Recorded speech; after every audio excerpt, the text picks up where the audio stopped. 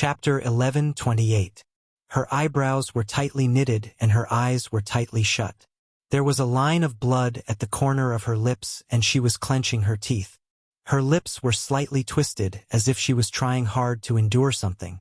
Even though she was unconscious, her hands were covering her abdomen and she maintained this strange posture. Her body was slightly curled up and her clothes were tattered. She was riddled with wounds and there were traces of violence all over her body. The woman seemed to have fainted from the pain as she was so stiff that she didn't move at all. The prison door was opened and Mu Wanru led a group of burly men dressed in black as they strolled in. She stopped in her tracks and gave a signal with her eyes. A man from the side strode over. There was a hideous scar on the man's face and it was so long that it covered half of his face. His originally ugly facial features looked even more sinister and terrifying.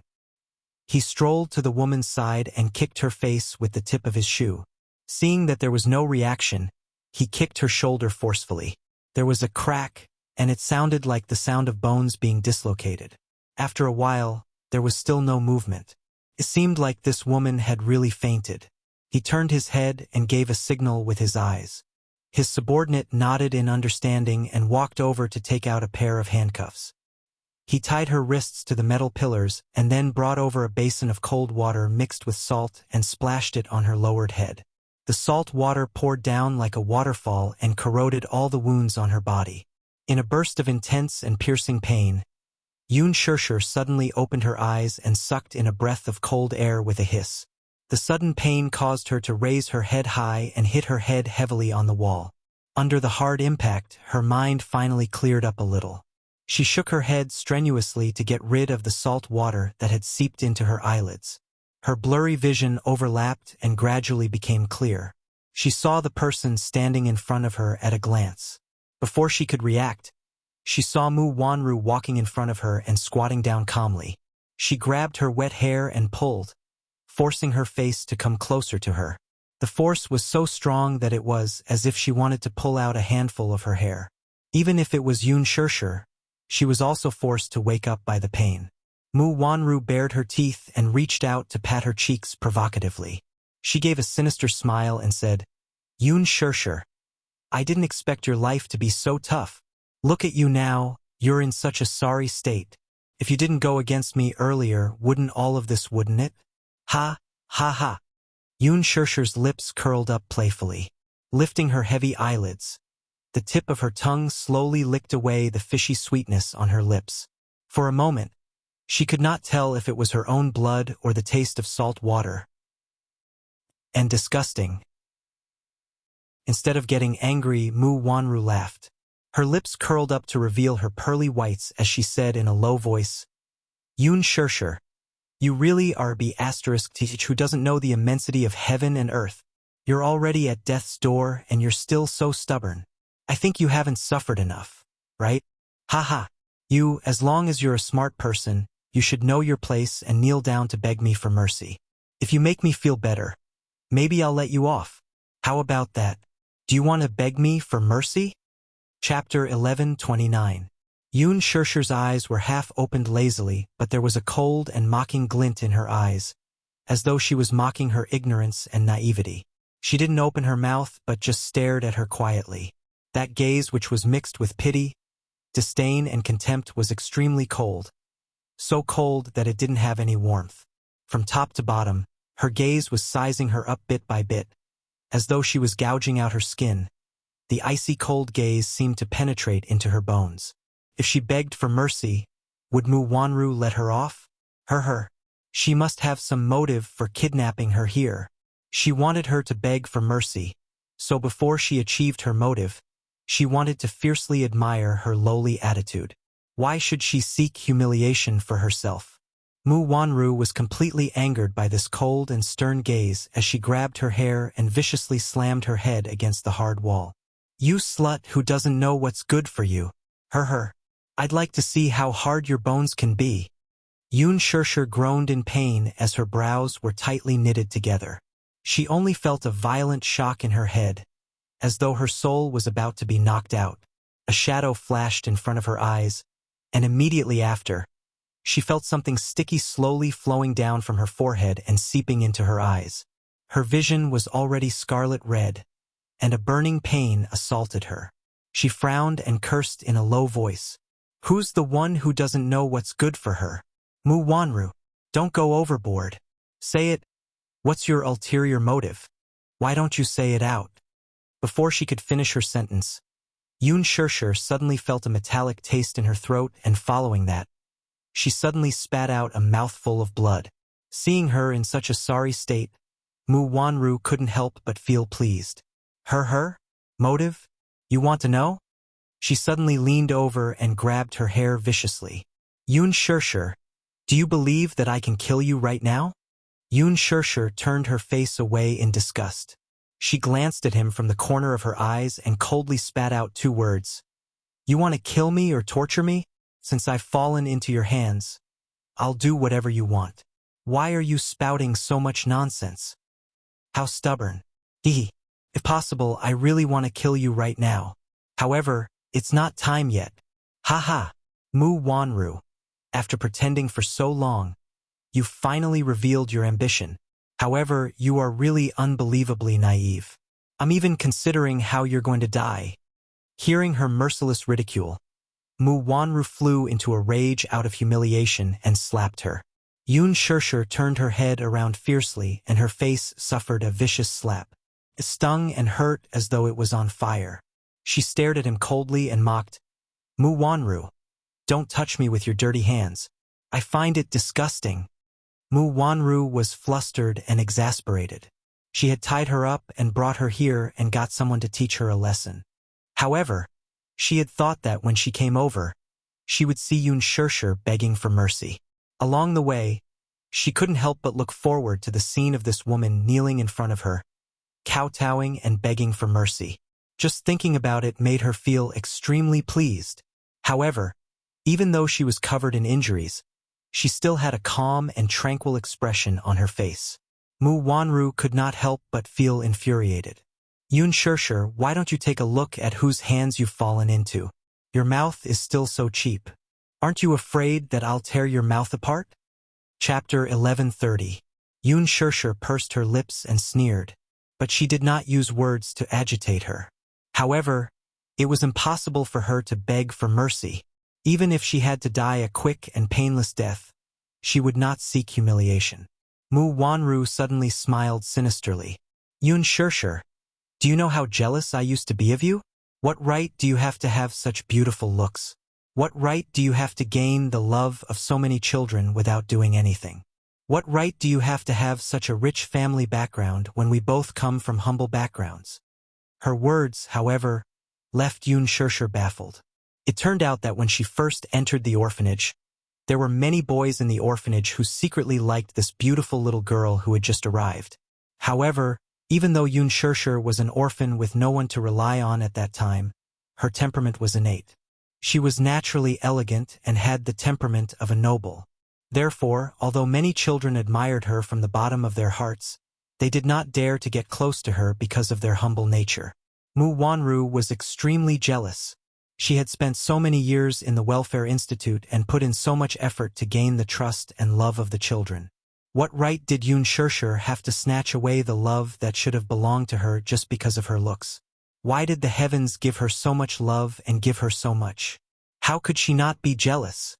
But everything I have has been snatched away by you, hasn't it? Yun Shirshir said coldly.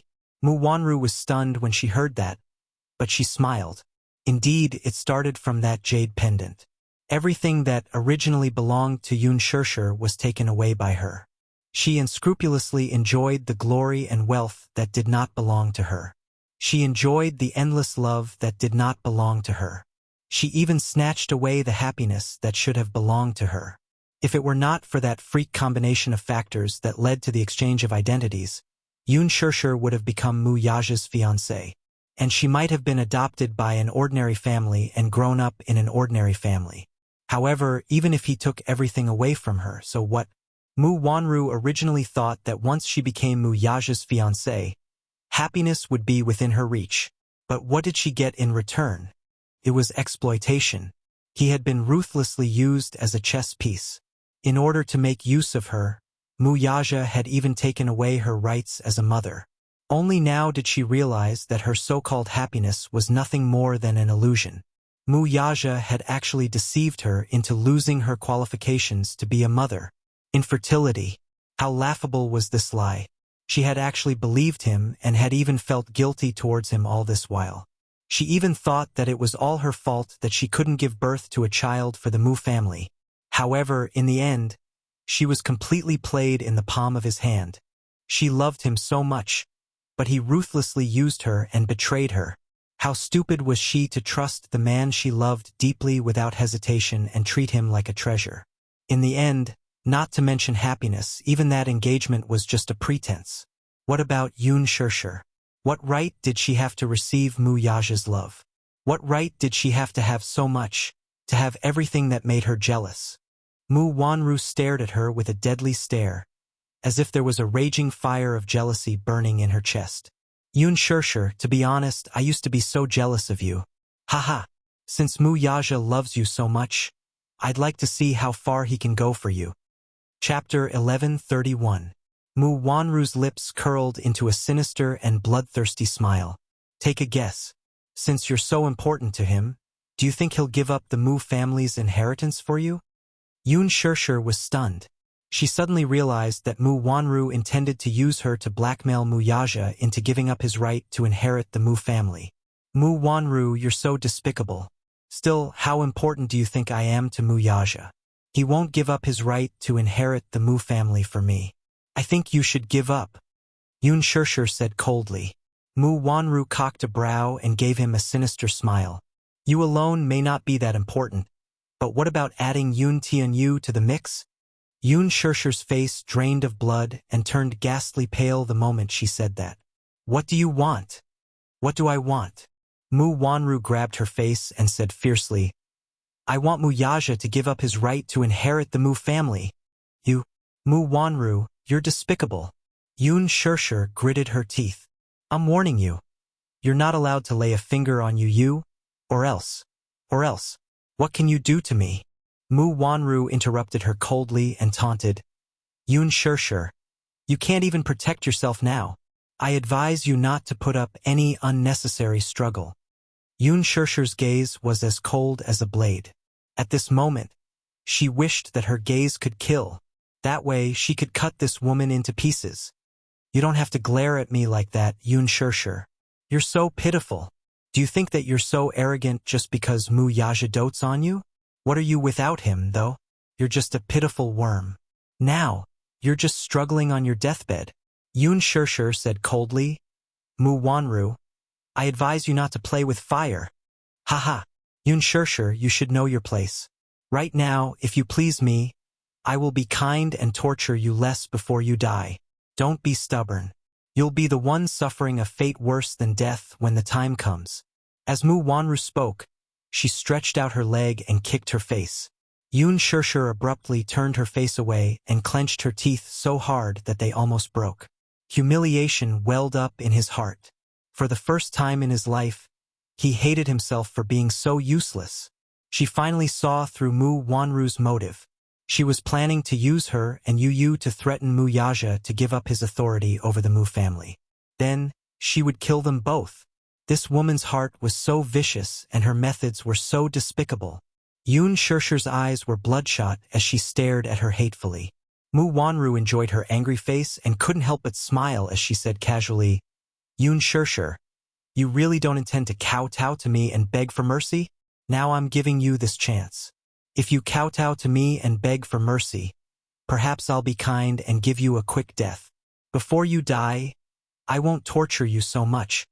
Yun Shirshir, too, sat up and leaned against the wall with much effort.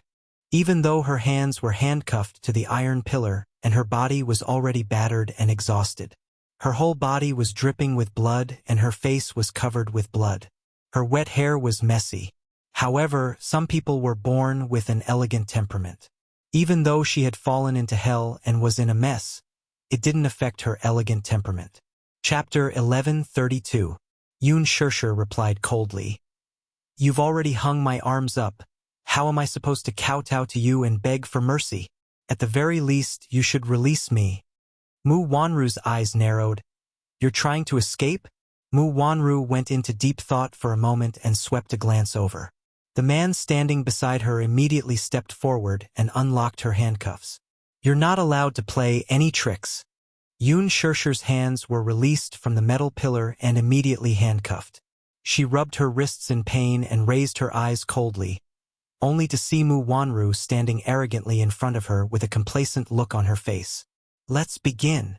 Mu Wanru couldn't wait to see her lower her head and beg for mercy. Yoon Shersher slowly took a few steps toward her. All of a sudden, she grabbed her by the collar and pushed her to the ground. Sitting on her body, Yoon Shersher wrapped the handcuffs around her neck and strangled her fiercely. Mu Wanru had not expected that Yoon Shersher would still dare to do such a thing under such circumstances. She couldn't react in time and was almost suffocated by the handcuffs. She struggled painfully as her legs kicked wildly, and even her high heels were sent flying.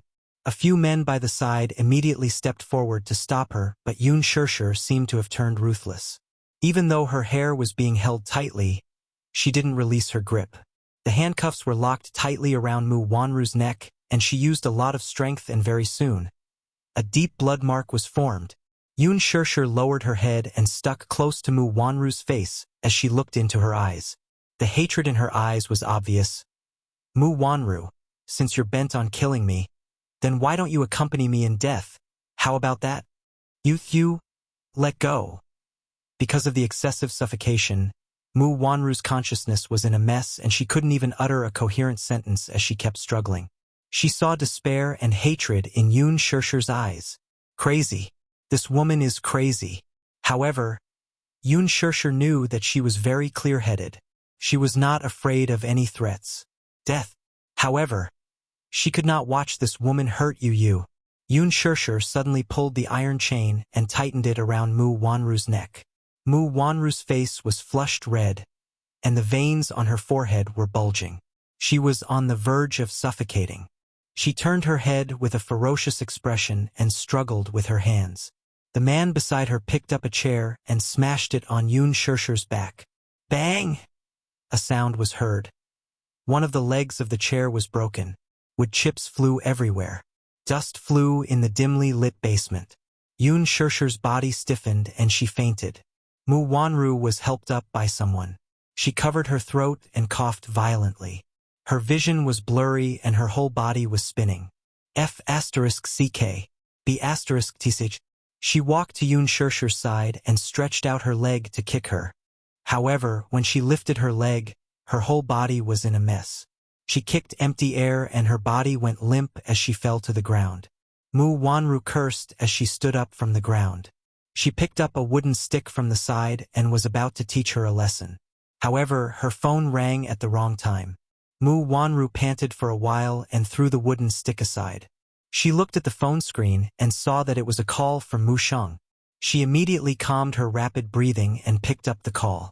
Grandpa. Wanru, where did you go? Oh, Grandpa, don't worry. I'll be back soon. Where's that woman? Chapter 1133. There was a momentary panic in Mu Wanru's voice, but she quickly regained her composure. I've already put her under house arrest. Don't touch her for now. I have something to ask her when we have time, he said in a low voice.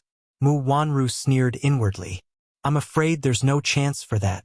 Still, she said, okay, Grandpa, I'll be right back. Where's that child? That child was very distant to me and was very cold to me. I've asked Xiaoi Chen to accompany him.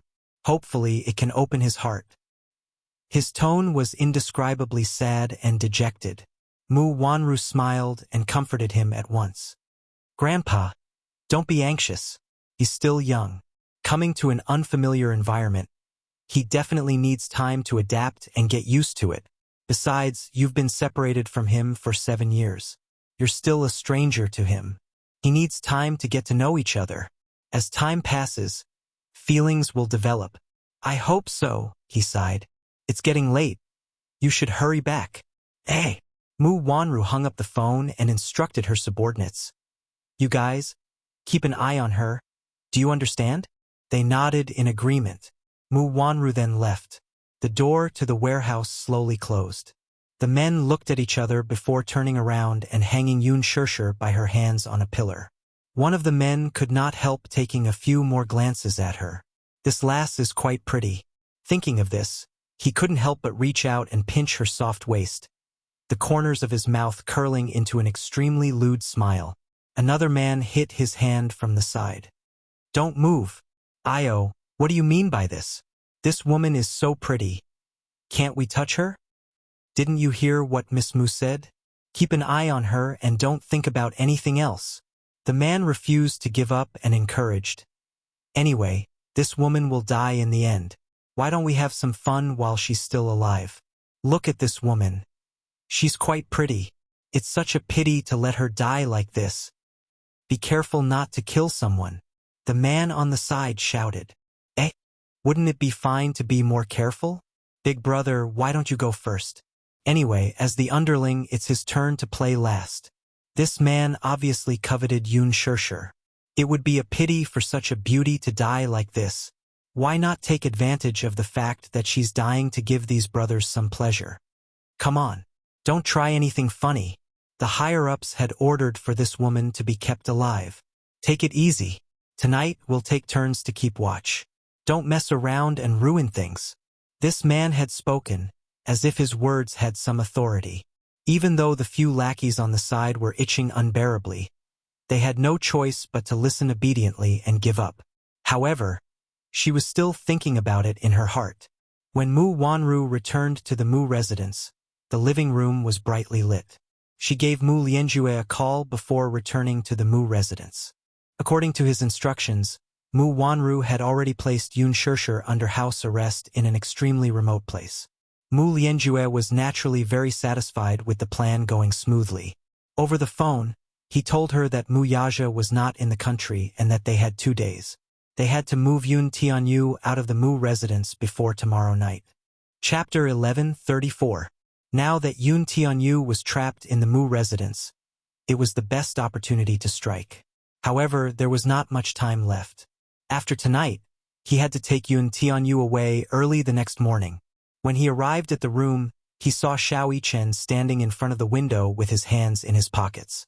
He was sizing up the armed forces outside the Mu residence with a gloomy face. Yun Tianyu, on the other hand, was lying on his side on the bed. Mu Yichen warily turned around when he heard the commotion. When he saw that it was his grandfather, a sweet smile bloomed on his face. Great-grandpa!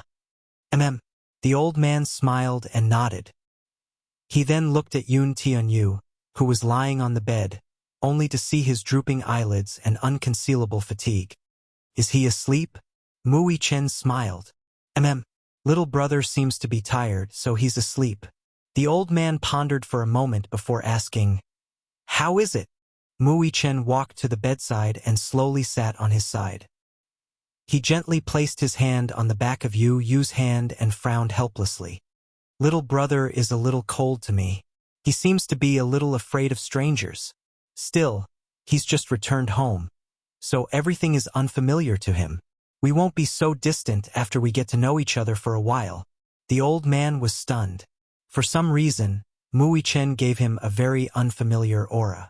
Although the person standing in front of him was indeed Mu Yichen, the aura he exuded was inexplicably mature and steady. He was not as naive as he used to be. Instead, he was calm and wise.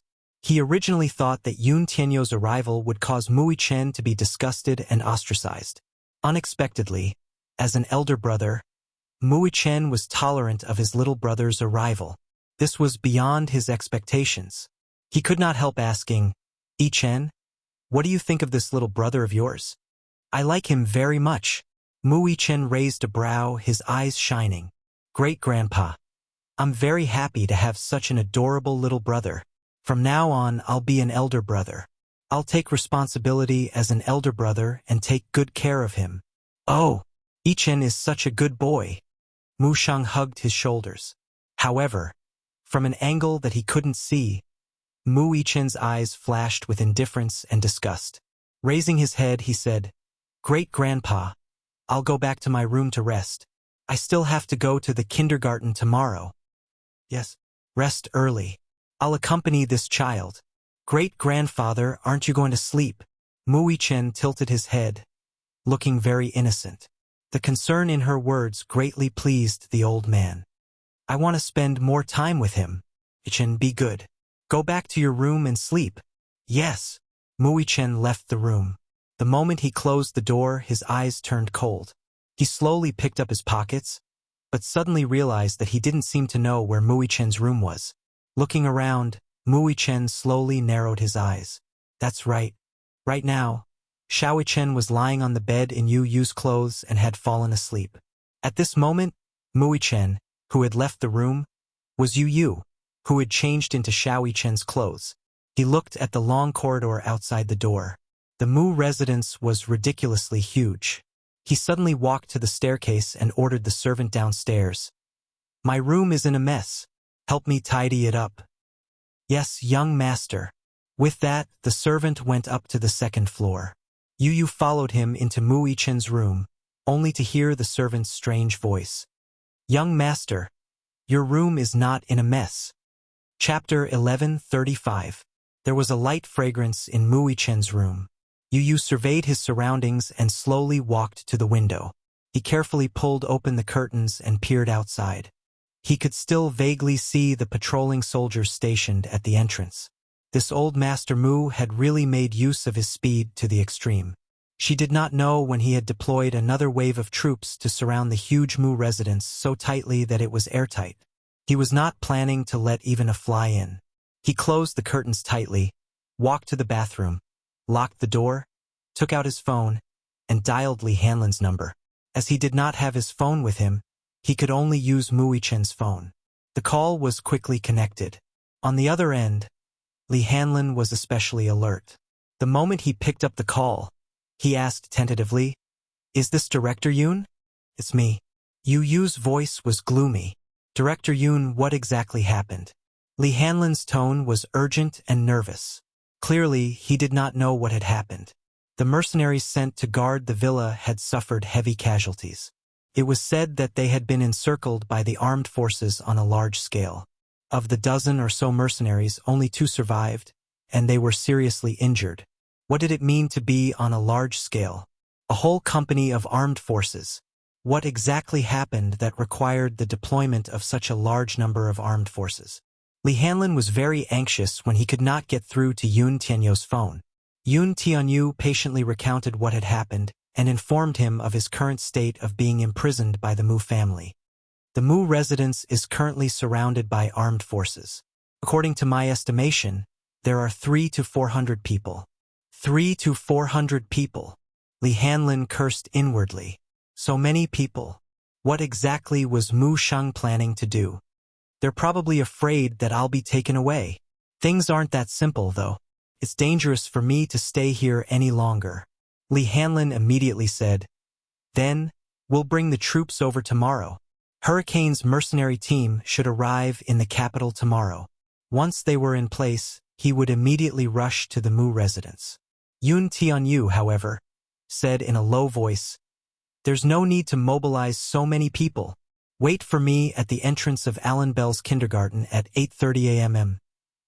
tomorrow. He then roughly explained his plan to Li Hanlin. The boy's plan was simple. With the stealing the sky and swapping the sun, he pretended to be Mui Chen and switched identities. The next morning, Mui Chen would be sent to kindergarten by the Mu family's driver. He arranged for Li Hanlin to meet him at the school gate at 8:30. Li Hanlin was stunned. He could not help but marvel at Yu Yu's quick-wittedness. To be able to think of this so calmly at such a critical juncture was truly not simple. Agent Li, bring your men and arrive on time tomorrow. Don't make too much noise to avoid arousing suspicion. But we have to match everyone with weapons. Yes. I'll send you my GPS location. If anything happens, I'll send a signal in time. All right? I understand. Listen to my arrangements for the rest. Yoon Tianyu hung up the call and raised his wrist to activate the GPS function of his smartwatch. He then sent a satellite location to Li Hanlin's phone. After securing it, he walked to the desk and opened the drawer. There was a notebook inside. Chapter 1136. He keyed in a series of commands, but the system displayed the location of Shangti Wok. Yun Tianyu furrowed his brows. According to Mu Shang, he had placed his mommy under house arrest. Where exactly was she being held now? Previously, he had installed a GPS system in his mommy's phone and implanted a GPS chip in her watch. However, through the GPS system, one showed that she was at Shangti Wok, while the other showed that she was at 28 Yushu Street, Fuyang Road. Yun Tianyu's heart skipped a beat as anxiety and panic appeared on his usually calm face. He bit his lower lip hard as his eyes flickered. Soon, he closed his eyes and took a deep breath to force himself to calm down. It was at this point that he needed to remain calm. Otherwise, he would only be flustered. Yu Yu's gaze fell on the screen again. He opened the system interface and hacked into the surveillance network of Shangti Wok. The surveillance network of Shangti Wok had extensive coverage. In the first image, a soldier carried an unconscious woman into a car. Yu Yu recognized the unconscious woman as Yun Shishir through her clothes. He paused the image and locked onto the car plate number. He hacked into the traffic network surveillance system and keyed in the plate number. Instantly, countless moving images of vehicles popped up on the screen. He played the videos one by one. However, the surveillance footage showed the vehicle driving north along Fuyang Road, crossing the 321, a national highway and the Hujiang Bridge before reaching the entrance of the Mu residence without any hindrance. When the car stopped, Yu paused the video, but he did not see Yun Shishir. Strange. He clearly saw his mommy get into this car. Why was she missing? Did she vanish into thin air? Impossible. He replayed the video again and carefully studied every detail in the surveillance footage. When he saw the military vehicle stop at Fuyang Road, it suddenly stopped at the corner of the street and stopped moving. He could only see a corner of the car's front when it stopped. Coincidentally, the car stopped at the blind spot of the surveillance camera, so he could not see what happened when the car stopped. The car stopped for about 5 minutes before continuing on its way to the Mu residence. Yu Yu narrowed his eyes slightly. The car stopped at Fuyang Road for 5 minutes. The last location on his mommy's watch also showed that she was at Fuyang Road and Yushu Street. Linking these two pieces of suspicious information together, Yu Yu quickly caught a hint of what was going on. They had been secretly transferred away. He continued to zoom in on the video, and through the surveillance footage from other locations, he quickly locked onto a Mercedes-Benz sedan. After obtaining the car's license plate number, he keyed in the license plate number. However, the information that popped up was a blank. Yun Tianyu's expression changed, but his heart turned cold at once. It seemed that this car had a fake license plate and the license plate was invalid. The city's transportation network system required real and valid license plate numbers to obtain information about the vehicle's movements. Without a valid license plate number, trying to lock onto the car's every direction in the huge traffic system of Beijing was undoubtedly like looking for a needle in a haystack. There was simply no possibility of accurately locating the car. Chapter 1137. However, as it was at night, the clarity of the surveillance footage was limited. Moreover, the traffic was like water. At night, the cars moved at high speed, and this Mercedes-Benz was a more common brand, so it was easy to blur the target. The only clue he had was like a stone sinking into the sea. A wave of despair washed over him. Yun Tianyu clenched his fists tightly as his face turned ghastly pale. Once again, he resented himself for not taking action in time and giving the enemy an opportunity. He stood up abruptly and walked to the window. His fierce gaze swept across the soldiers surrounding the entrance. He swore that if anything happened to his mother, he would do everything in his power to raze the entire Mu group to the ground overnight. Just as he was at his wit's end, he suddenly thought of something. A white light flashed across his mind. He suddenly recalled something. He returned to the computer and entered a series of commands. Through the GPS, he located Mu Wanru's car. It was a military A9918X Audi. The GPS showed that the Audi had been parked at the intersection of Fuyang Road and Yushu Street for 2 minutes. Soon it drove away. This was a crucial clue. He was suspicious. Mu Wanru had obviously moved the person behind Mu Shang's back. As for where she had been moved to, it was impossible to track her. At least he was clear of one thing. Mu Wanru was one of the masterminds behind this. Perhaps she was the one who had secretly moved the person to another place. Perhaps there would be other clues and rewards if he started from her. Royal Morocco Hotel. As there was an 8-hour time difference between Morocco and China, it was now 11 a.m. Mu Yaja had just arrived in Morocco when, under Mu Linfeng's arrangement, he attended a royal banquet. After the banquet ended, he returned to the hotel to rest. When he woke up, he realized that his phone was out of battery. He immediately ordered someone to charge it. When Mu Yaja went downstairs, Mu Linfeng was already sitting in the dining room. Upon seeing him, Mu Yaja respectfully greeted, "Second uncle. You're awake." Mu Linfeng sat elegantly at the dining table and flipped through the newspaper with a solemn expression. Mu Linfeng was Mu Yaja's second uncle and the other person in charge of the Mu family. His status was prominent and his methods were similar. It could be said that the reason why Mu Yaja was able to smoothly obtain the power of the Mu family was because of him behind the scenes. It was not to be underestimated. Thus, it was clear that Mu Linfeng's position in the Mu family was particularly prominent. It was not because of anything else, but because he held a frightening amount of power in his hands. When a family developed to a certain scale, it was no longer a simple business family. The reason why Dishing Financial Group was able to control more than half of the country's business lifelines was not only due to Mu Yaja's ruthless methods and extraordinary capabilities, but also due to the Mu family's supreme centralization of power. It could be said that Mu Linfeng's status was on par with Mu Yaja's. It was just that, due to his identity, he could not be completely exposed to the public. Thus, very few people knew of his name. Mu Yaja sat down at the dining table. Just as he sat down, Mu Linfeng spoke first. "I heard that the banquet yesterday went very smoothly."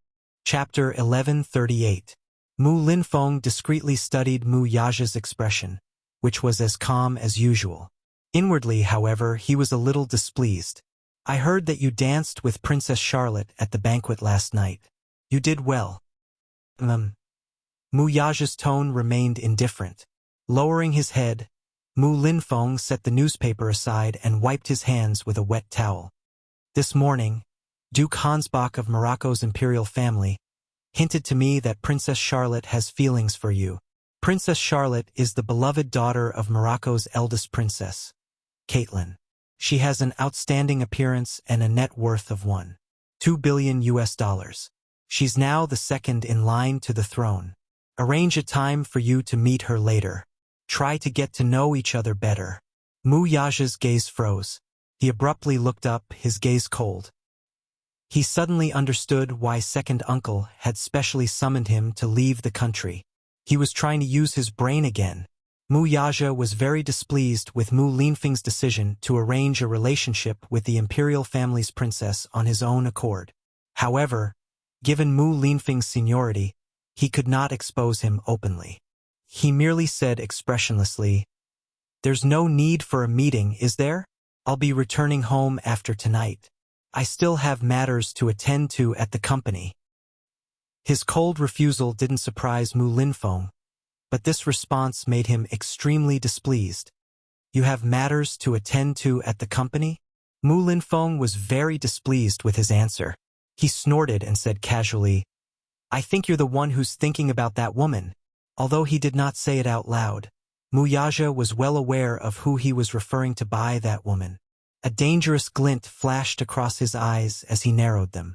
Even though the person sitting in front of him was second uncle of the Mu family, there was still a hint of displeasure in his tone. "You've investigated her." "I've investigated everyone around you." Mu Linfeng did not beat around the bush and went straight to the point. Mu Yaja's expression changed.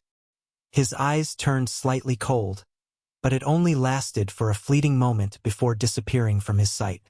Still, deep down, he still felt uncomfortable with Mu Linfeng's action. All of a sudden, Mu Linfeng lifted his head and knocked on the table with his fingertips. His tone revealed his dissatisfaction with Mu Yaja. "Yaja, you know that I've always thought highly of you. Among all the people in the Mu family, second uncle values you the most. I've done my best to help you become the head of the Mu family. After all, no matter if it was your ability or talent, second uncle believed in you. Only when Mu Group was handed over to you can we expand our territory even more. It's not like you don't know second uncle's ambitions. Your ambition is something that second uncle can see clearly. However, second uncle warned you earlier that no matter what you do, you have to use your brain to think before you do anything. It's not that I forbid you from having women. Men are hot-blooded. You're in the prime of your life, so you should have a few women by your side. You can have a woman, but not Yun Shirshir. At the end of his words, Mu Linfeng emphasized the word, not. His resolute attitude was not to be questioned. Chapter 1139. Second uncle, what do you mean by this? Although Mu Yaja knew what his uncle meant, he still wanted to clarify things. Yaja, I won't hide anything from you. In ancient times, Yun Shirshir is a demoness who seduces the emperor's heart. She's a femme fatale. If you keep her by your side, she'll only become a hindrance to your ambition and a stumbling block. In ancient times, how many emperors lost their empire because of a momentary lust? I don't wish for such a thing to happen to you, so you have to break up with this woman immediately.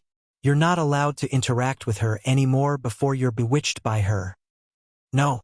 Mu Yaja vetoed without hesitation. In his eyes, he had always been very clear about his woman and his career. He would not allow anyone to give him a hint. Even if this person was his second uncle, whom he respected the most, he would not allow it. Because he was very clear about this, he did not wish for anyone to interfere in this matter. Mu Linfeng's eyes flashed with shock and anger. Haha, Yaja, this is the first time you've defied my authority, and it's actually because of a woman. I'm a little disappointed. Mu Yaja's lips curled into a cold smirk. He had no intention of giving Mu Linfeng face. Although his tone was still respectful, the determination in his words could not be ignored. Second uncle, I've always treated your orders like an imperial edict. It's just that there's no room for negotiation in this matter. As for my woman, it's my private matter. I hope you won't interfere in this matter. Mu Linfeng's face turned cold in an instant. Mu Yaja did not seem to be afraid of his cold, knife-like glare. He raised his eyes and met his gaze. His eyes were as calm as still water. After a silent confrontation, Mu Linfeng snorted. Mu Linfeng snorted coldly, his tone revealing a hint of danger. Why don't you take a good look at your current status? You're not young anymore, and you've already come this far. I won't let you mess around no matter what. After a pause, he continued. Actually, if it were in the past, I wouldn't have objected to you finding a woman. Furthermore, I know your character very well. You would never break the rules because of a woman. However, the things you've done during this period of time are indeed a bit too much. It's not that second uncle wants to criticize you, but what you've done has truly disappointed second uncle. He was referring to the fact that some time ago, because of Yun Shirshir, he had even exchanged fire with the Song family. Jiang Qiming was especially dissatisfied with this. Even though Song Zhengguo didn't say it out loud, he put it into action. As for the development of several plots of land, they had not given their approval for a long time. This caused Di Shang to suffer a great loss. Of course, Mu Linfeng didn't care about such a small loss. However, in his eyes, Mu Yaja's actions were already out of line. For a long time, the Mu family's territory had been greatly expanded due to the support of various parties. Because of such a trivial matter, Mu Yaja did not hesitate to offend the Mujia. Mu Linfeng was naturally displeased. It was not that he had not warned Mu Yaja, but Mu Yaja did not seem to take it to heart at all. This time, he had summoned him to Morocco in hopes that he could cultivate a relationship with Princess Charlotte. Chapter 1140. If the Mu family could form a marriage alliance with the Morocco royal family, the benefits it would bring to the Mu family would be unprecedented. However, this fellow did not seem to care about this matter at all. Mu Linfeng's dissatisfaction with him had reached its limit. This woman is very dangerous. She has no background and no power. She'll only be a burden and a stumbling block if she stays by your side. She won't benefit you at all. Mu Linfeng's words were not without reason. He was worried that if his nephew cared too much about this woman, she would definitely become his Achilles heel. Once a person had an Achilles heel, things would be different. In the past, Mu Yaja was swift and decisive in his actions. His methods were hard and ruthless, and he only cared about benefits and not feelings. This was also why he could become a strong candidate for the position of the Mu family's head. If he had another Achilles heel, it would undoubtedly be fatal. Mu Yaja remained silent and did not say a word. Mu Linfeng spoke again, guiding him patiently. I have to give you a piece of advice. As the saying goes, it's lonely at the top. Many people are coveting your position now. If you make one wrong move, you might lose everything. Since this woman's existence will endanger you, I can't let this matter rest. I can't ignore it. Don't be foolish because you're obsessed with her. If you fall from such a high place, you'll be smashed to pieces. Mu Linfeng's tone was very heavy, but each word was like a gem. In just a few words, he had brought up the severity of the matter. Mu Yaja was momentarily speechless. Mu Linfeng was speaking from the perspective of his own interests. Every word and sentence had his own considerations. After all, it was just as the saying went, it's lonely at the top. The more one stood at the top, the more one could not have any Achilles heel, lest others take advantage of them. Mu Linfeng's words were very pertinent, but Mu Yaja did not dare to agree. However, in this situation he had to leave some face for this senior of high status. Therefore, after a while, he said in a deep voice, Second uncle, I know what I'm doing and what I'm doing. Mu Yaja's words were like a boulder that had been hanging in Mu Linfeng's heart. He laughed a few times and then said with satisfaction, If you can say that, it means that you won't disappoint second uncle. Yaja, I have high hopes for you. Don't let second uncle down. Mu Yaja had just put down the newspaper when the servant rushed downstairs with his phone. Chairman Mu, you have a missed call. The servant respectfully handed the phone to him. Mu Yaja unlocked the screen and saw that there were more than 10 missed calls. 3 of them were from Xiaoyi Chen. His expression couldn't help but become alert. It was not because of anything else but the fact that little Li Chen rarely called her unless it was something important. Just as he was about to call back, he suddenly remembered the time difference in the country. It was still the middle of the night. It was probably time for the little fellow to sleep. Therefore, he did not call back immediately. Just as he put down the phone, it suddenly rang. Mu Yaja frowned and picked up the call. On the other end was Qin Zhou's anxious voice. Chairman Mu, Shirshir is missing.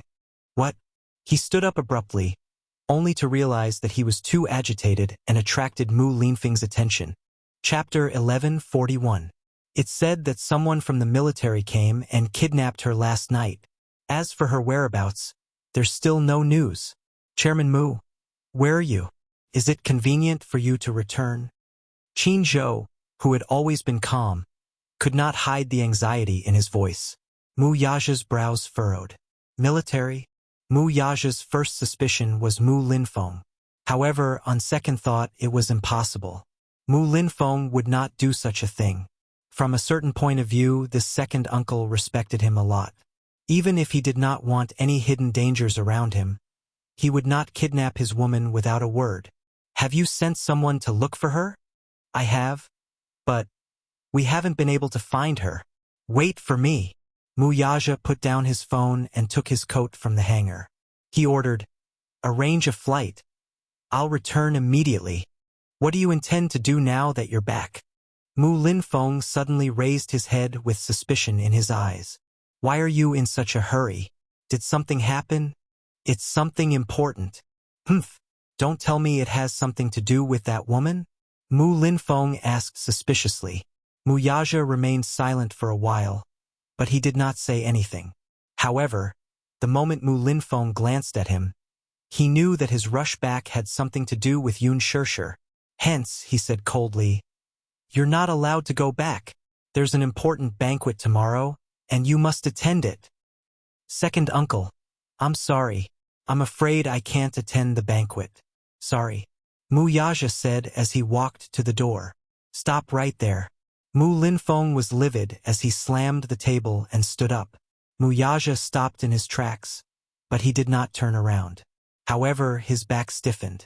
Mu Linfeng stood up abruptly and left the table. He walked behind him with a cold expression. Yaja, this isn't like you. What do you want to do now that you're back? Second uncle. I'll give you a satisfactory explanation later, but I have to go back now. With that, Mu Yaja left in a hurry. Mu Linfeng stared fixedly at his back view. His eyes slowly narrowed as a dangerous glint flashed across them. This woman was indeed a scourge if she was left alive. Look at how his nephew was bewitched to the point where his soul left his body. The gloomy underground warehouse was damp and dusty. Yun Shirshir struggled to open her eyes. The pain seeped into her bones, and her entire heart was trembling. The slightest movement tugged at his wound, causing him to feel an intense pain, accompanied by a hoarse gasp. In the darkness, a pair of frightened eyes suddenly opened. A beam of moonlight reflected into the eyes, and the pupils suddenly shrank and contracted violently. The incandescent lamp above his head kept swaying, but the surroundings were pitch black. Under the dim light, the lonely shadow pulled at one's heart, making one feel suffocated. After coming back to her senses from the nightmare, the shock in Yun Shirshir's eyes gradually faded, and she slowly regained her focus. In the blink of an eye, her eyes became cold and calm. In the gloomy underground warehouse, there was a faint moldy smell. In the dim light, Yun Shirshir's thick black hair draped messily over her shoulders, covering half of her delicate and pretty face. The ends of her hair seemed to be stained with red and sticky blood, and under the cold light, there seemed to be some bruises on her cheeks. Chapter 1142. In the dim light, Yun Shirshir's thick, black hair draped messily over her shoulders, covering half of her delicate face. The ends of her hair seemed to be stained with red and sticky blood. Under the cold light, there seemed to be some bruises on her cheeks. Her brows were tightly knitted, and her eyes were tightly shut. There was a trickle of blood at the corner of her lips. She gritted her teeth, and her lips were slightly contorted as if she was trying hard to endure something. Yun Shirshir carefully moved her limbs, but she could not move at all since she was tied up. She did not know if it was because she had been tied up for too long, but her entire body was in excruciating pain. Her whole body was so numb that she had lost all feeling. She tried to move her fingers, and a piercing pain made her suck in a breath of cold air. In her nervousness, she looked around with lingering fear, but when she saw the pool of dried blood at her feet, she felt a stab in her heart. Only then did she remember that what happened just now was not a nightmare at all, but that she was still in this terrifying purgatory with nowhere to run. "You're awake." In the darkness, a deep and weathered voice suddenly sounded. Yun Shirshir opened her eyes and shifted her gaze. In the dim light, she saw a man. It was a middle-aged man.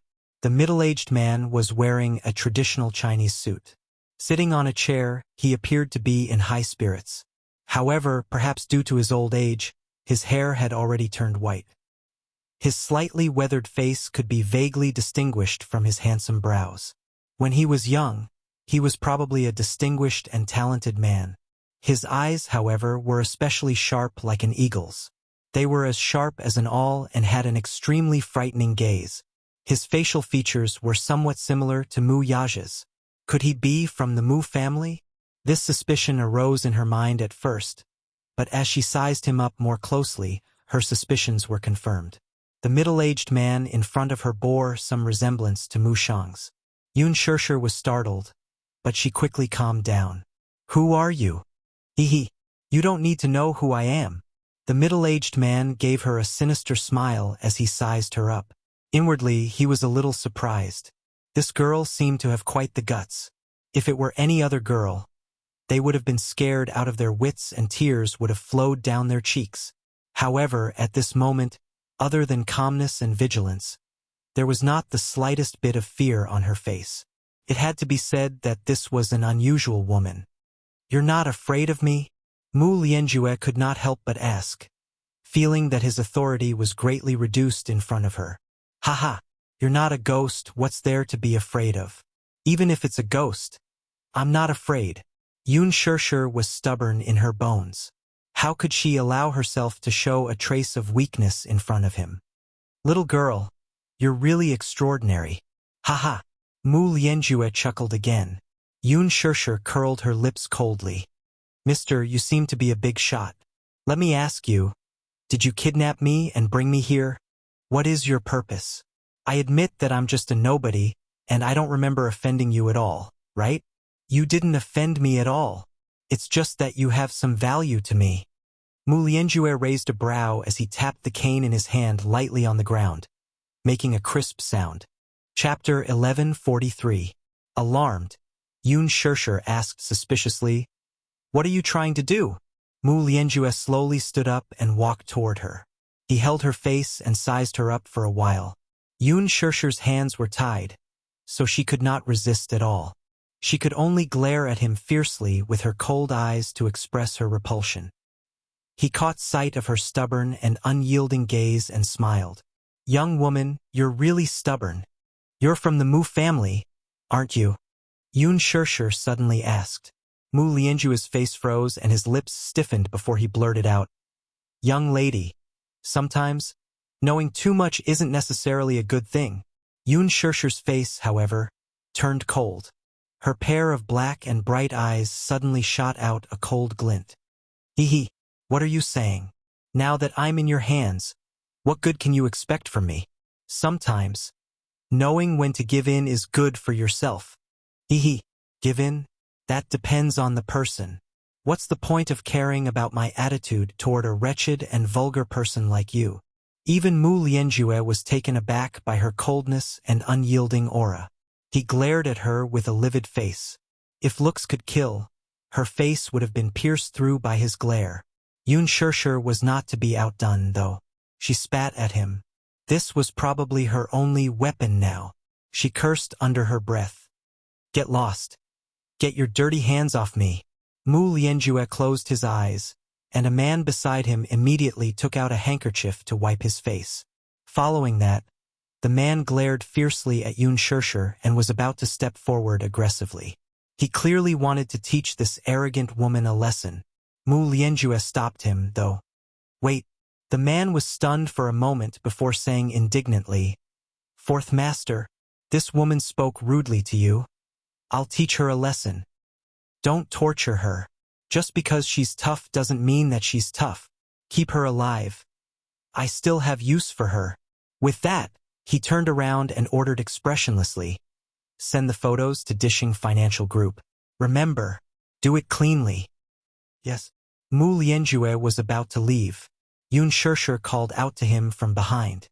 "Hey!" He paused in his steps and turned around. She narrowed her eyes. "Don't tell me that you're trying to make use of me to usurp power? Oh? I didn't expect a young lady like you to be so smart." Mu Lianjue's lips curled into a sinister and bloodthirsty smile. "Forgive me for being blunt." Yun Shirshir cocked a brow and sneered. "It's nighttime now. Don't daydream." He. Mu Lianjue chuckled, but there was anger in his eyes. "Let's not talk about whether Mu Yaja will give up his right to inherit the Mu group for me. In my opinion, even if the Mu group is in the hands of an old man like you without Mu Yaja, it's nothing but a wasteland." Mu Lianjue frowned. There was no need to hide the murderous look in his eyes. Soon, however, he regained his composure. As if he had heard a funny joke, he sneered. "Whether the Mu group will be a wasteland in my hands or not, we'll talk about it when you're alive to see it." Chapter 1144. In other words, he intended to kill her. With that, he left with the help of his cane. The heavy shutter door slowly closed, isolating her from the world once more. Yun Shirshir's eyelashes trembled slightly as she sucked in a deep breath of cold air. She did not know how many bones in her body were broken. The wound on her shoulder, which had been split open by the belt, was soaked in salt water. It was excruciating, as if countless poisonous insects were gnawing on it. Every moment he was being tortured. However, every time she thought of Yu and Xiao Yichen's bright smiles, her will to live rose. Live on. She must live on and never give up on any hope. She clenched her teeth and slowly closed her eyes. Early morning. A servant knocked on the door. "Young master, it's time to get up." Yu Yu sat on the bed and got up abruptly. He did not sleep for the entire night. His physical fatigue could not overcome his nervous state of mind. He tossed and turned in bed and kept his eyes open until dawn. Finally, it was 7:15. He changed into his school uniform, packed his bag, and walked out of his room. After pondering for a moment, he walked to Mu Yichen's room. He pushed the door only to find it locked from the inside. It seemed that Mu Shang had already returned to his room to rest. He looked around until he was sure that no one was around before he gently knocked on the door. Soon, light footsteps were heard from the other side of the door. Mu Yichen knocked on the door 3 times in response. It was a tacit signal between the two children. Mu Yichen, too, could not sleep peacefully the entire night. Even when dawn broke, he was still in a state of panic. "Is that you?" Xiao Yichen's uneasy voice sounded from the other side of the door. "Yes, it's me. The door seems to be locked from the inside." Yu Yu tried again. Sure enough, the door was locked from the inside. "I know," Mu Yichen said gloomily. "You should be going to school soon. Be careful." "Yes, you too." Yu Yu paused and asked worriedly, "Are you okay? I'm worried about you." Inside the room, Mu Yichen leaned against the door as his lips curled into a gentle smile. His heart was filled with joy. "Don't worry, I'm your brother. It's my responsibility to protect you and Mommy." Yu Yu's lips curved into a faint smile. "Don't worry, I will definitely find Mommy. Before that, you have to protect yourself and be vigilant. I'm worried that if you impersonate me, something bad will happen to you. Don't worry about me, you have to be careful too." Yu Yu suddenly heard footsteps coming from the corridor. She immediately said in a low voice, "Someone's coming. I'll leave first." "Yes." Yu Yu hurried to the staircase, but she bumped into Mu Wanru, who happened to be coming upstairs. When Mu Wanru saw him, she couldn't help but smile. She greeted him naturally as usual. "Xiao Yichen, you're awake?" "Yes, I'm awake." Yu Yu rubbed her eyes. She opened her eyes and called out, "Mommy?" She was extremely reluctant to call out to Mommy. Mu Wanru, however, was stunned. It wasn't because of anything else. It was because Mu Yichen was usually exceptionally cold when he saw her. If she didn't ask him to, he rarely called her Mommy of his own accord. But now, why? Yu Yu noticed that her expression was a little strange. She was worried that if she said too much, she would give herself away. Hence, she said, "I'll go downstairs first." Then, she carried her bag and skipped downstairs. Chapter 11:45. Mu Wanru furrowed her brows but did not think much of it. Instead, she walked to Mu Yichen's room and turned the doorknob. The door was locked from the outside, so she needed a key. Only then did she feel more at ease. After breakfast, the chauffeur sent Yun Tianyu to school. It was a smooth journey. Yu Yu tried his best to maintain a calm state of mind, so he did not arouse too much suspicion. At the school gate, he confirmed with his peripheral vision that the car had left before he took out his phone and dialed Li Hanlin's number. "Agent Li, where are you?" "I'm at the stationery store's entrance. There's a black Phaeton there." Yun Tianyu shifted his gaze and quickly spotted the Phaeton parked at the stationery store's entrance. He immediately said, "Drive the car over." "Okay." Li Hanlin answered. The Phaeton made a U-turn and steadily stopped beside him. Yu Yu opened the door and got in. Li Hanlin sat in the front passenger seat and looked at him. Only when he saw that he was safe and sound did he slightly relax. "Director Yun, I didn't sleep well last night. I was so worried." Yun Tianyu's face only showed a hint of pain when he was in the car. He raised his hand and slowly placed it on his shoulder. The injury, there was still a dull pain. His shoulder had been dislocated, and although it had been fixed, but when the cane hit him, the red-carved wooden cane actually cracked. Could be seen how deep the strength of the blow was. It was just that, in order to disguise herself as Little Yichen, she had to pretend to be normal.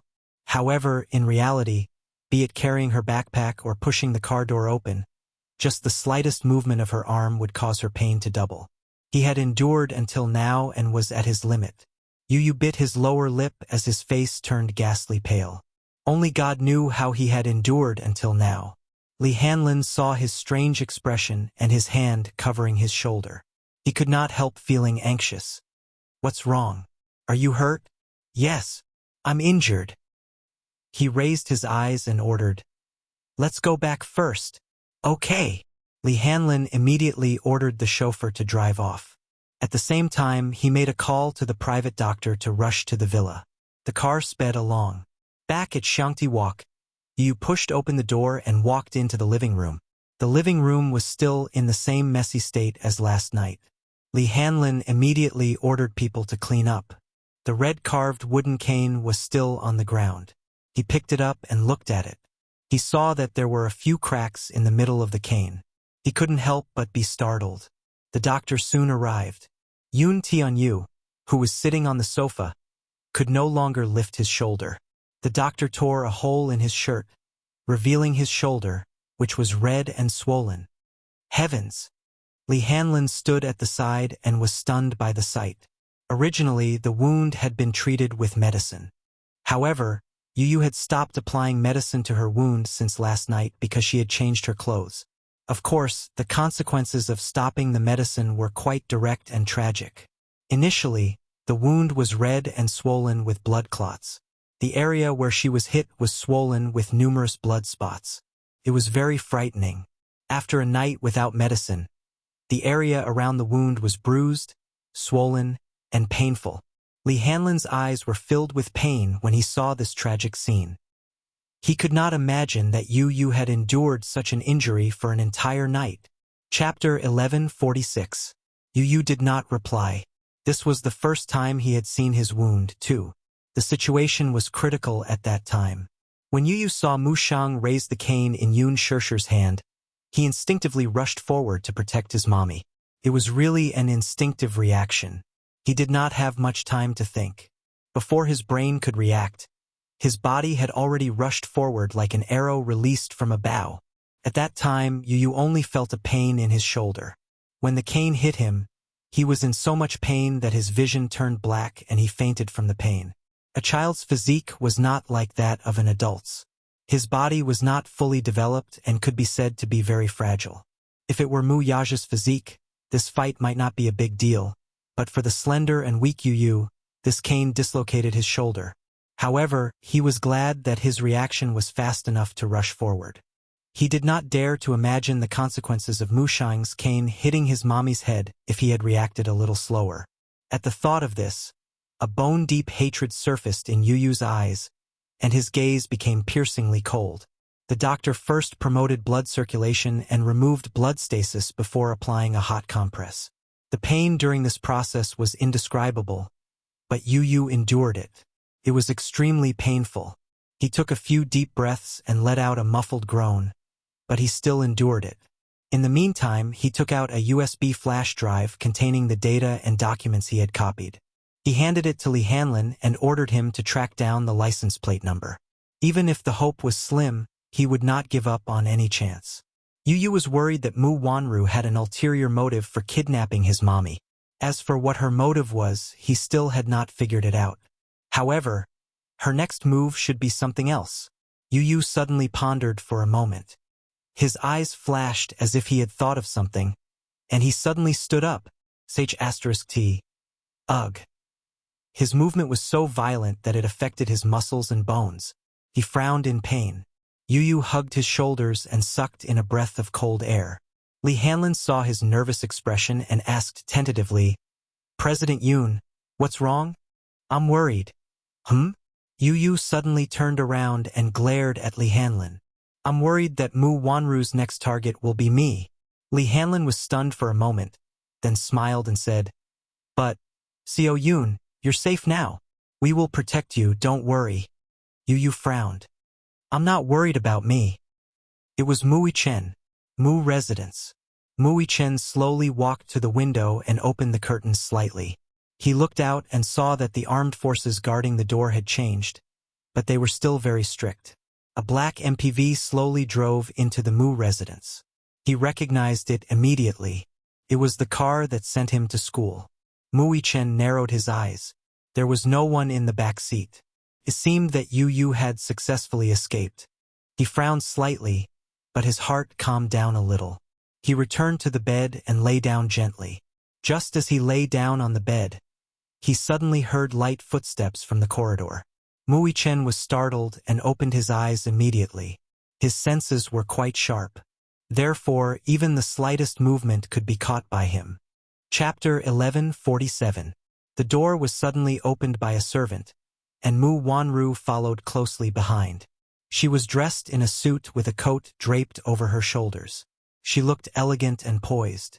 She glanced at him from the corner of her eyes and casually ordered, "Everyone, leave. Let me talk to this child alone." "Yes, young madam." The servant lowered her head and respectfully retreated from the room. Following the sound of the door closing, only the two of them were left in the room. Mui Chen looked at her warily and involuntarily retreated slightly. It was not until his back was against the back of the bed that he raised his head to meet her eyes. Mu Wanru lowered her head to look at him as well. Of course, she did not know that the two little guys had unknowingly swapped identities, and that the one sitting in front of her was Yun Tianyu. Thus, she walked to the bedside and sat down sideways. Her eyes slowly focused on him. Mui Chen was not afraid of her scrutiny. Instead, he raised his head and met her gaze expressionlessly. Mu Wanru could not help feeling surprised. This little fellow was a little different from yesterday. Last night, when he looked at her, his eyes were filled with hatred and coldness as he avoided her gaze. Today, however, he did not avoid her gaze. Not only did he not avoid it, but he also met her gaze head-on. His eyes were like cold stars, and his gaze was like a torch. She inched closer to observe him from a close distance. She could not help marveling inwardly. These two little guys really looked alike. It was as if they were carved from the same mold. Even if she tried to discern them carefully, she could not tell who was who. They really looked alike. Mu Wanru's red lips curled up slightly as she slowly asked, "I heard that your name is Yun Tianyu? It's not your place to ask what my name is it?" Mui Chen snorted, clearly not giving her any face. His cold reply, however, was within Mu Wanru's expectations. She smiled, her red lips slightly curled. It was a strange smile, but because of the cold curve of her lips, it added a sense of eeriness. "You little fellow, your face is so tender and cute, but your little mouth is so hard. You're just as despicable as your mother." Mui Chen's eyes flashed with anger. For the first time in his life, he deeply understood what it meant to say that nothing good can come out of a dog's mouth. This woman was a typical example. A layer of coldness floated on his face. On his small face, a somewhat displeased sneer emerged. "Ha ha! Despicable? Who was the despicable one here? Why don't you take a good look at yourself? How dare you talk about my mommy like that? Bad woman." Mui Chen was completely enraged. Before this, he still had some feelings for Mu Wanru. After all, they had been together for 7 years. Although their feelings were not strong, at least he still had some feelings for Mu Wanru. However, once his bottom line was crossed, he would not tolerate it. Mui Chen also deeply understood that there were two sides to a person. What was on the surface and what was on the inside. If he had not swapped identities with Yu, he really would not have thought that Mu Wanru's true colors were so disgusting. For a moment, the last bit of affection he had for Mu Wanru was completely washed away, as if it had been attacked by a flood. Chapter 1148. In response to his words, Mu Wanru did not get angry. Instead, her red lips parted to reveal her white teeth. Mui Chen saw this smile and found it extremely eerie. This involuntarily reminded him of a certain Disney animation where the supervillain had a vicious stepmother. When she smiled, it was also disgusting. What a hateful face. Mui Chen sighed inwardly. While he was silently criticizing her, Mu Wanru spoke again. "I didn't expect you to be so protective of your mommy at such a young age. You're a filial child." Mui Chen raised a brow. Her words were like looking at flowers in a fog. For a moment, he did not know what she was trying to say. However, she suddenly asked, "Do you want to see your mommy?" Hearing this, Mu Yichen's eyes narrowed and his voice deepened. Where is she? Mu Wanru smiled coldly with a smug and arrogant expression on her face. You don't need to know where she is. If you want to meet her, I'll bring you there. Mu Yichen opened his mouth to speak but hesitated. His eyes slowly narrowed, and he could not help taking a few more glances at her. Of course, he wanted to go. Because he was worried about his mommy, he could not sleep the whole night. He tossed and turned in bed, not knowing her whereabouts. She said that she could bring him to meet her. Mu Yichen really wanted to go, even though he knew that Mu Wanru might have ulterior motives. After all, after seeing through Mu Wanru's true colors, he was keenly aware that her motive was not pure. Yu had previously warned him. When the car that sent him to school returned and he was not in it, it meant that he had safely escaped. Since he had escaped safely, there was no need for him to disguise himself as him. After all, in the current situation, restoring his identity was the safest option. Although the Mu residence was heavily guarded by the armed forces, their target was Yun Tianyu and not him. He was safe. However, Mu Wanru told him that she could take him to see mommy. Mu Yichen's heart stirred. He was somewhat shaken. He knew that his concern would cause him to panic, but his heart would not be at ease if he did not receive any news from his mommy. Mu Yichen pondered for a moment and suddenly looked at her suspiciously. His eyes were probing. Don't tell me you have some ulterior motive? What motive do you think I have for you? Mu Wanru smiled contemptuously. Don't worry. I'm just taking pity on you for protecting your eyes, so I'm bringing you to see your mommy. It's up to you whether you want to go or not. This sentence had the intention of loosening the reins only to grasp them better. Mu Yichen gritted his teeth and said without hesitation, Fine, take me there, but I'm warning you, don't play any tricks. Mu Wanru sneered. This little rascal actually sternly warned her not to play any tricks. He was just a weak little rascal. What right did he have to warn her? With Mu Wanru's identity, she could naturally enter and leave the Mu residence freely. It was not difficult for her to bring Mu Yichen out of the residence without anyone noticing. The car was very far away from the Mu residence. Mu Yichen was asked to cover his eyes. Cover your eyes. Was she worried that he would remember the route? Chapter 1149. Mu Yichen gave a cold harumph but didn't resist as he covered his eyes. Did she think that by covering his eyes, he wouldn't be able to remember the journey?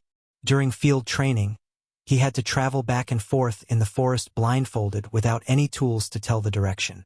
He was no stranger to this kind of training. Hence, Mu Yichen cooperatively covered his eyes with the blindfold. His cooperation surprised Mu Wanru. This child was too well behaved. But a child was still a child after all. He was so gullible that he took the bait with just a few words. Mu Wanru was so pleased with herself as she lowered her head to look at Mu Yichen's fair and handsome face. Her eyes were suddenly filled with a sinister and cold luster. The moment she thought of how this child was Yun Shirshir's flesh and blood, she couldn't help but want to strangle him to death. As she thought of this, her hands were already moving uncontrollably. Mu Wanru suddenly stretched out her hand and tried to strangle him by the throat. However, before her fingertips could touch his neck, Mu Yichen suddenly turned his hand and raised his hand to hold her hand tightly. His hand was small and tender, but for some unknown reason, when he held her hand tightly, those 5 seemingly delicate fingers contained such a terrifying power.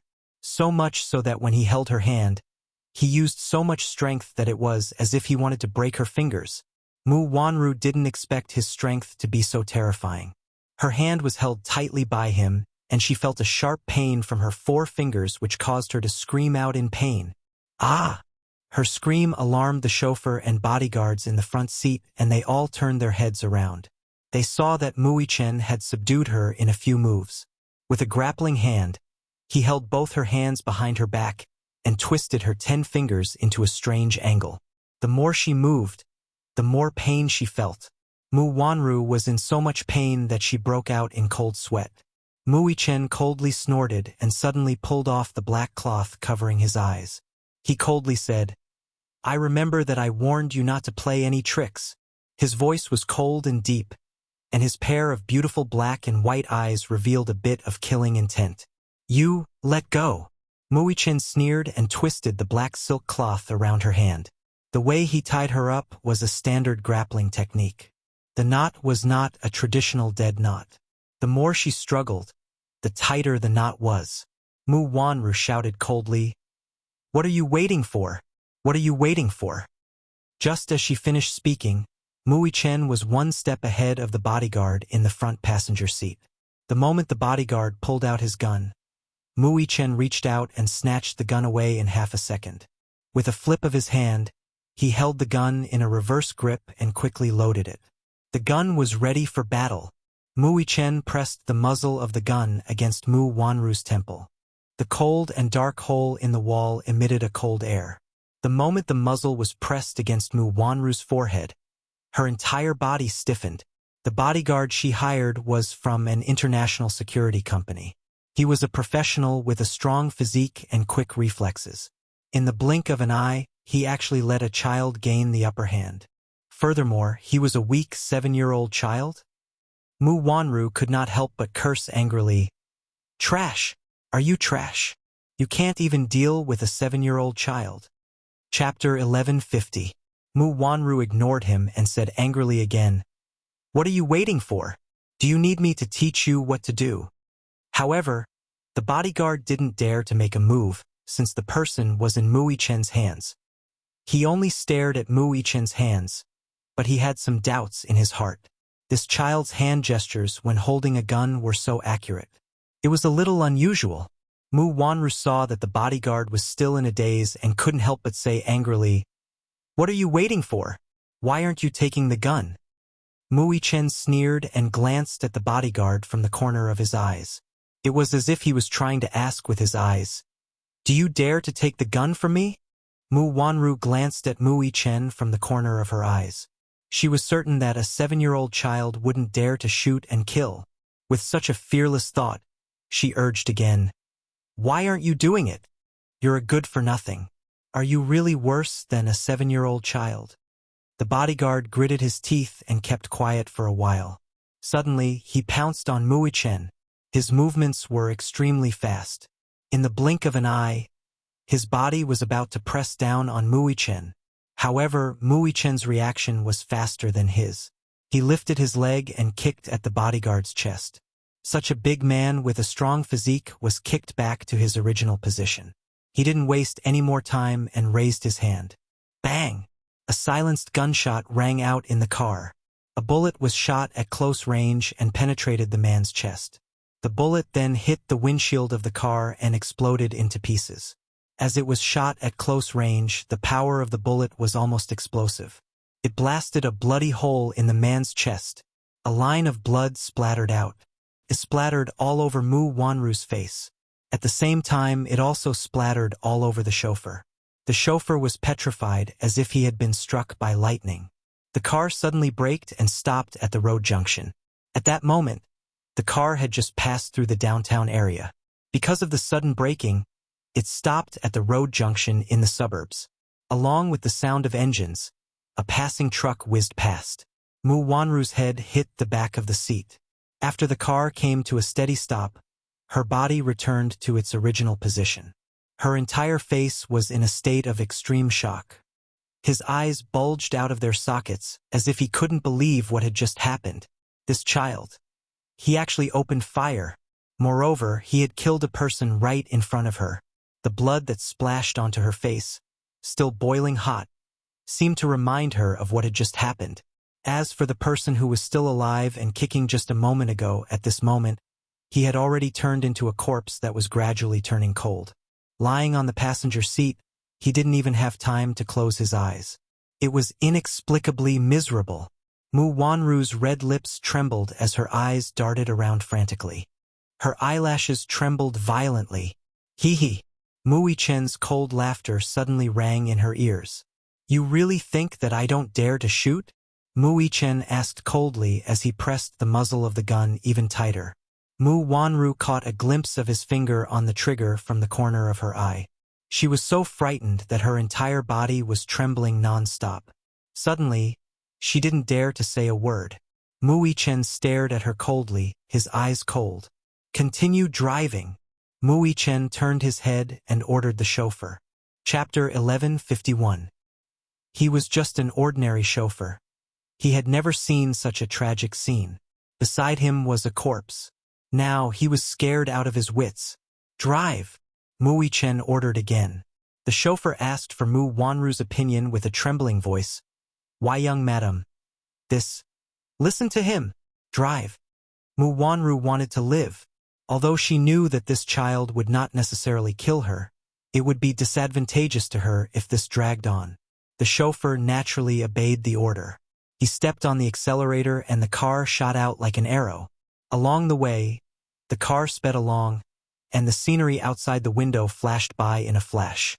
Mu Wanru's hands were tied, and she was thrown to the side of the seat. Her whole body was curled up. Mu Yichen leaned against the back of the seat and played with the gun in his hand. To him, the cold gun in his hand was not a lethal weapon but an ordinary toy. Mu Wanru thought about it and found it very strange. According to the information she had gathered, Yun Tianyu had a weak body and could not possibly be so agile. Mu Wanru sized him up from the corner of her eyes carefully. After careful comparison, the child in front of her seemed to be taller and stronger than the real Yun Tianyu she saw last night. She suddenly recalled something. The child in front of her had such sharp reflexes and such a cold gaze, but it made her think of someone. Could it be Mu Yichen? She was startled and silently uttered his name. Mu Yichen's eyes darted around coldly. What's wrong? It's really you. Mu Wanru was so shocked that her face turned ghastly pale. She hated herself for her slow reaction and even more for her carelessness. She had known Mu Yichen for 7 years. Yet she had mistaken him for Yun Tianyu just because the two children had swapped clothes. Mu Wanru suddenly recalled Yun Tianyu's awkward greeting in front of her this morning. At that time, she had vaguely sensed that something was wrong, but she didn't think too much about it. It was probably because she subconsciously thought that 2 7-year-old children wouldn't be able to scheme to this extent. But now, he was deeply shocked by the quick-wittedness of the 2 children. How could ordinary children think of this? Mu Wanru gritted her teeth so hard that she almost crushed them. She hated herself for being careless. Mu Yichen, however, thought coldly that if he had not swapped identities with Yun Tianyu, he would not be able to see this woman's true and ugly face. The car drove to Kongzhuang Bridge when the phone suddenly rang. It was from Mu Wanru's bag. Mu Yichen opened her bag and took out her phone, only to see an unknown number on the screen. He frowned and cast a sidelong glance at her. Who's calling? Mu Wanru remained silent. Mu Yichen twisted one of her fingers and broke it. The pain of the dislocated bone caused Mu Wanru to scream. The driver was startled by the sudden scream and broke out in a cold sweat. The car swerved slightly. Mu Wanru broke out in a cold sweat. It's probably fourth uncle. Answer it. Mu Yichen put the phone to her ear and warned coldly. Don't say anything else. Answer the call the way you should. Got it? I'll remember it. Chapter 1152. Mu Wanru bit her red lip and hurriedly nodded. Why, yes. Mu Yichen swiped the screen to answer the call and turned on the speakerphone. How could he give Mu Wanru a chance to play tricks? He turned on the speakerphone right away. He wanted to hear what they had to say. Fourth uncle. Mu Lianjua's voice sounded from the other end. Where's the child? He's already in the car. I'm already on my way there. Mu Wanru's voice still carried a tinge of fear. Mu Lianjue, on the other hand, was sharp and alert. What's wrong with your voice? Sounds a little weird. Mu Yichen pressed the muzzle of the gun against her acupoint and squeezed it a little. Mu Wanru resisted the urge to scream. She knew very well that if she screamed, even if Mu Yichen did not kill her, he would definitely break a few of her bones. Thus, she tried her best to suppress the trembling in her voice and smiled. It's nothing. I just caught a cold, so my voice is a little hoarse. Where's Mu Sheng? Has he taken his medicine? I've already given it to him. Where is he now? In the bedroom. He. I heard that Mu Yaja is on his way back to the country. Everything is going according to my plan. Don't mess it up. Once I get the share transfer agreement, I won't forget to reward you. Mu Wanru's red lips parted. But at this moment, the smile on her face was as ugly as it could be. Her voice was also filled with indescribable bitterness.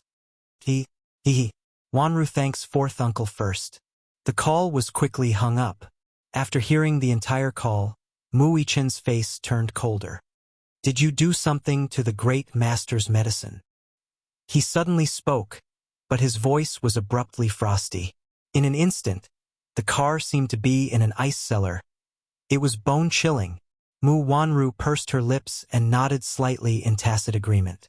Then, she tried her best to emphasize, I was also forced to do so. I don't want to hurt Grandpa. Do you think I'll believe you? Mu Yichen loaded the gun and asked, What is your purpose? Speak. It's not me. It's not me. No matter what your motive is, why did you kidnap my mommy?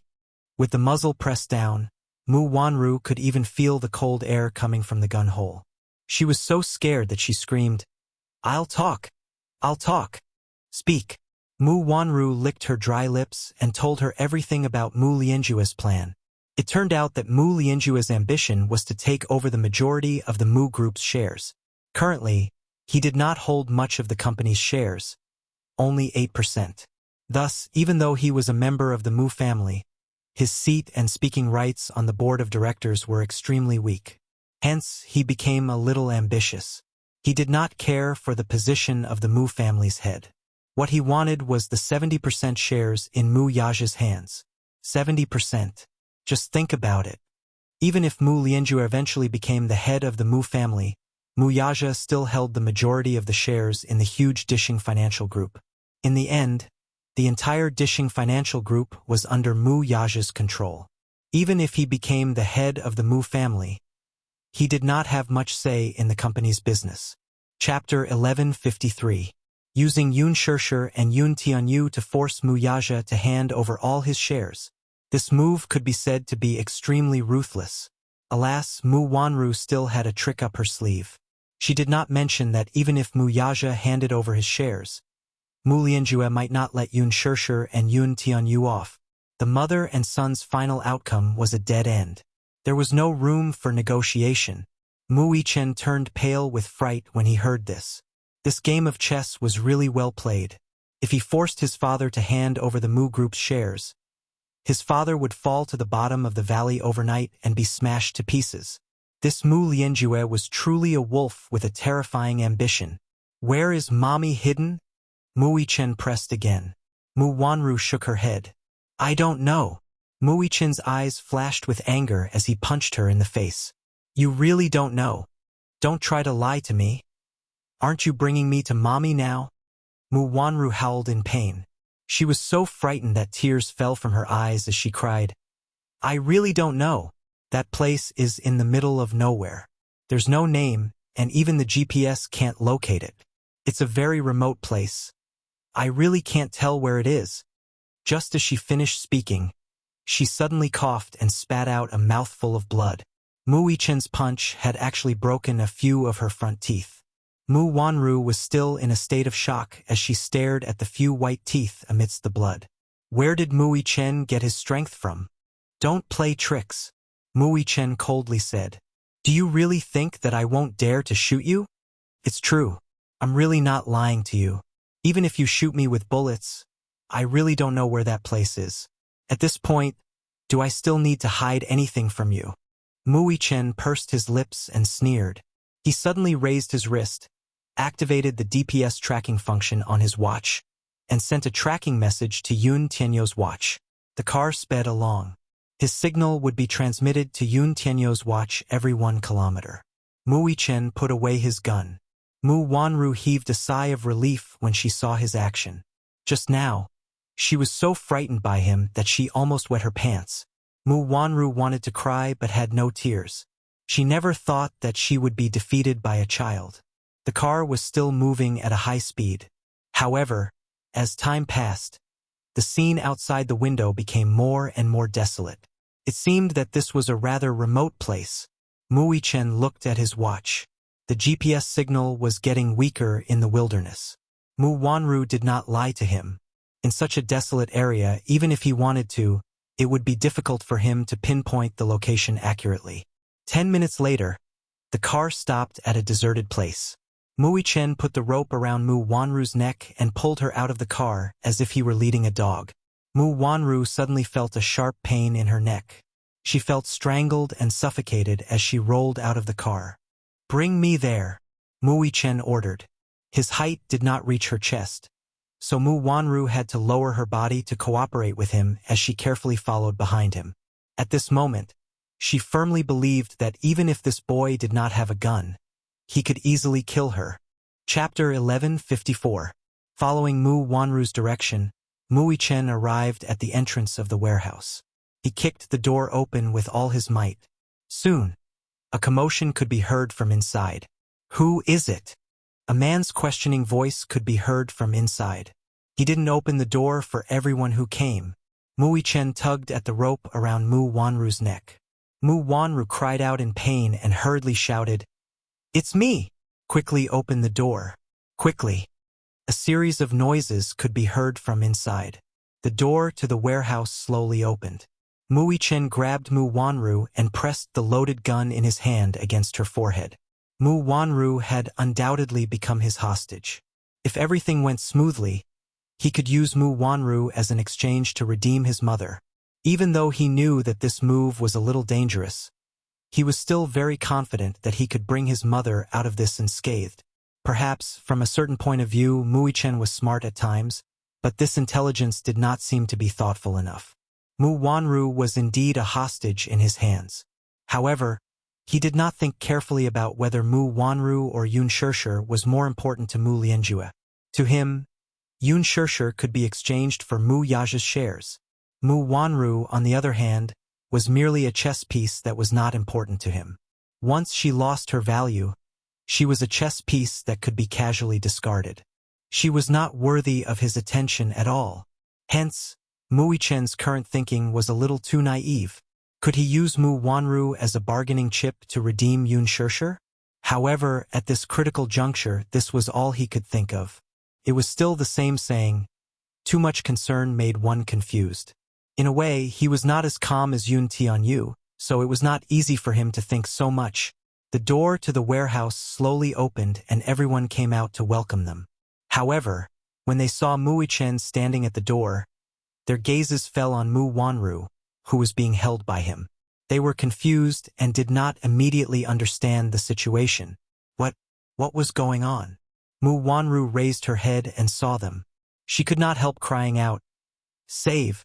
Save her! Quickly save her!" "Shut up!"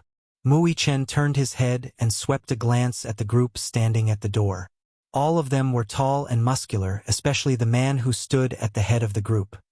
He had a scar across his entire face, making him look ferocious and terrifying. He pursed his lips and asked coldly, "Where is she? Where did this little brat come from? He's still wet behind the ears. Look at him, he hasn't weaned yet, right?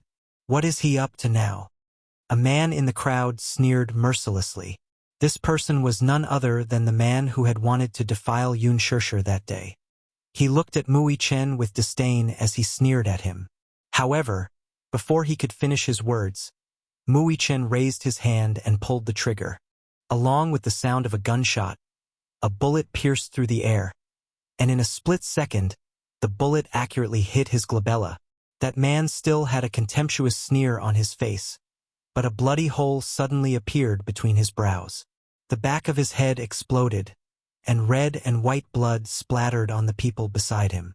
After the bullet pierced his glabella, it hit a man behind him and penetrated his shoulder.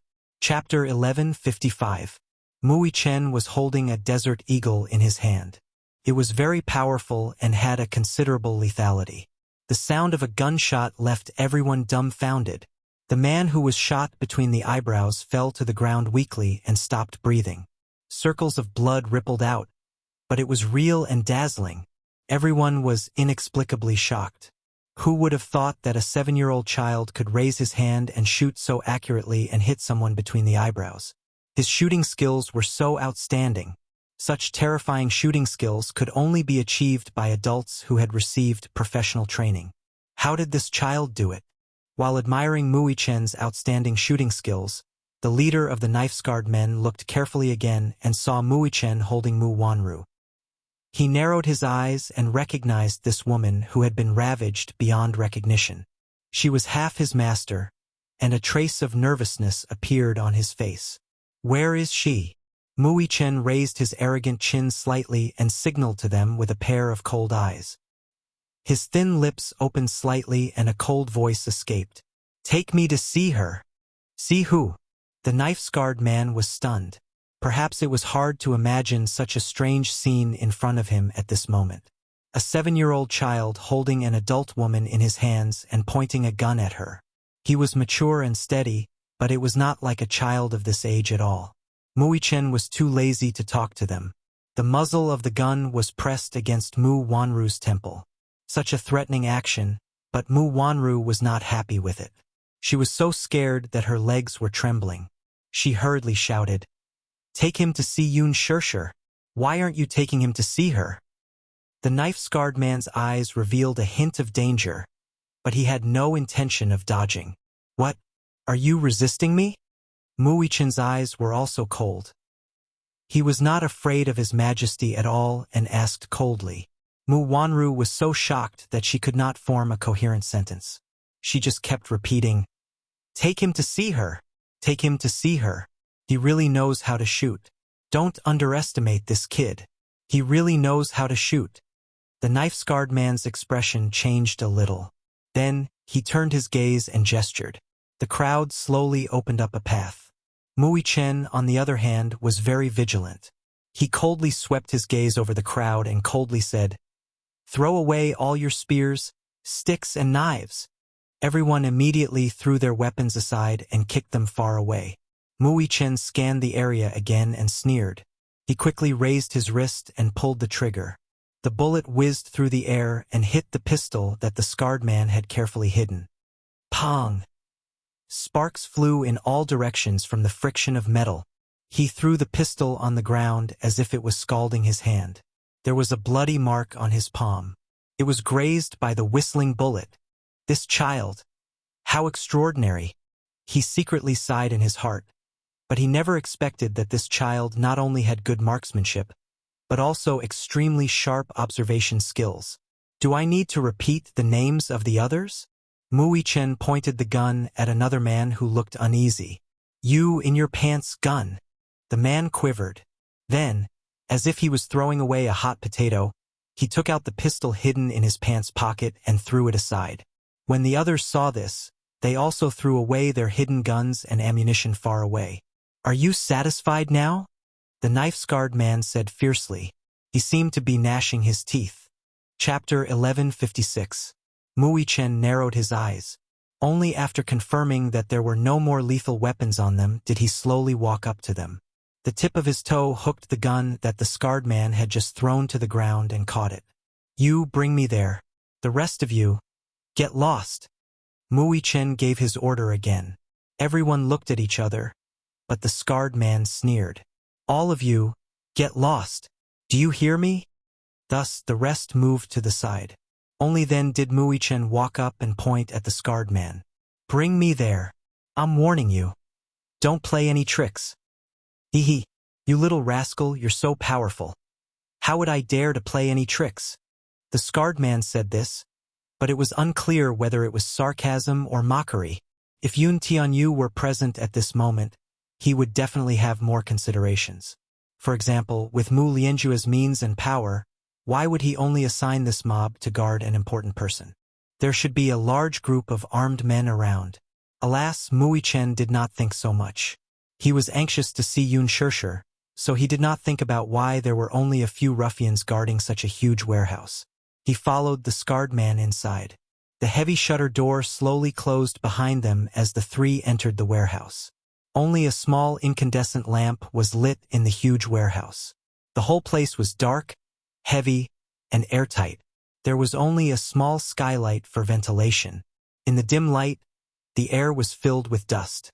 Mui Chen was on his guard again. He held Mu Wanru tightly in his hand as he cautiously surveyed his surroundings. The scarred man led him to a metal cage.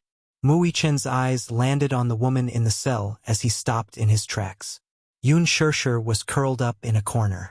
Her white dress was stained with mottled bloodstains, which bloomed like a conspicuous and glaring thistle.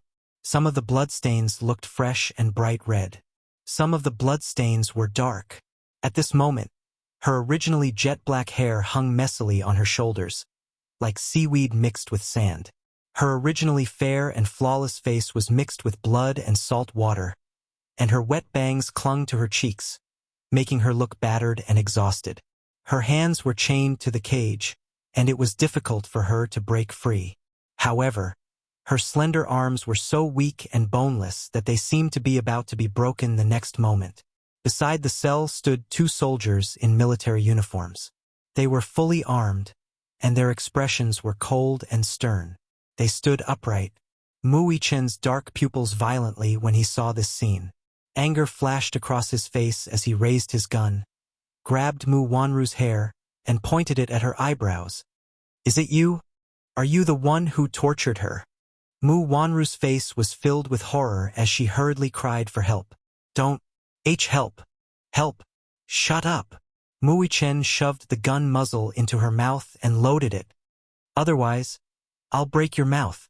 Mu Wanru turned pale with fright, with the muzzle in his mouth. When he loaded the gun, every tiny sound made by the gun made her hair stand on end. Chapter 1157. She didn't want to die. Mu Wanru screamed in despair in her heart.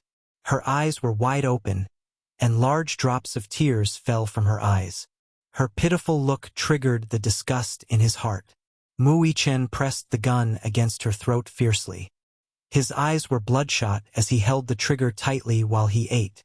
"What did you do to my mommy? What did you do to her?" He was like an injured little beast, roaring in her ears.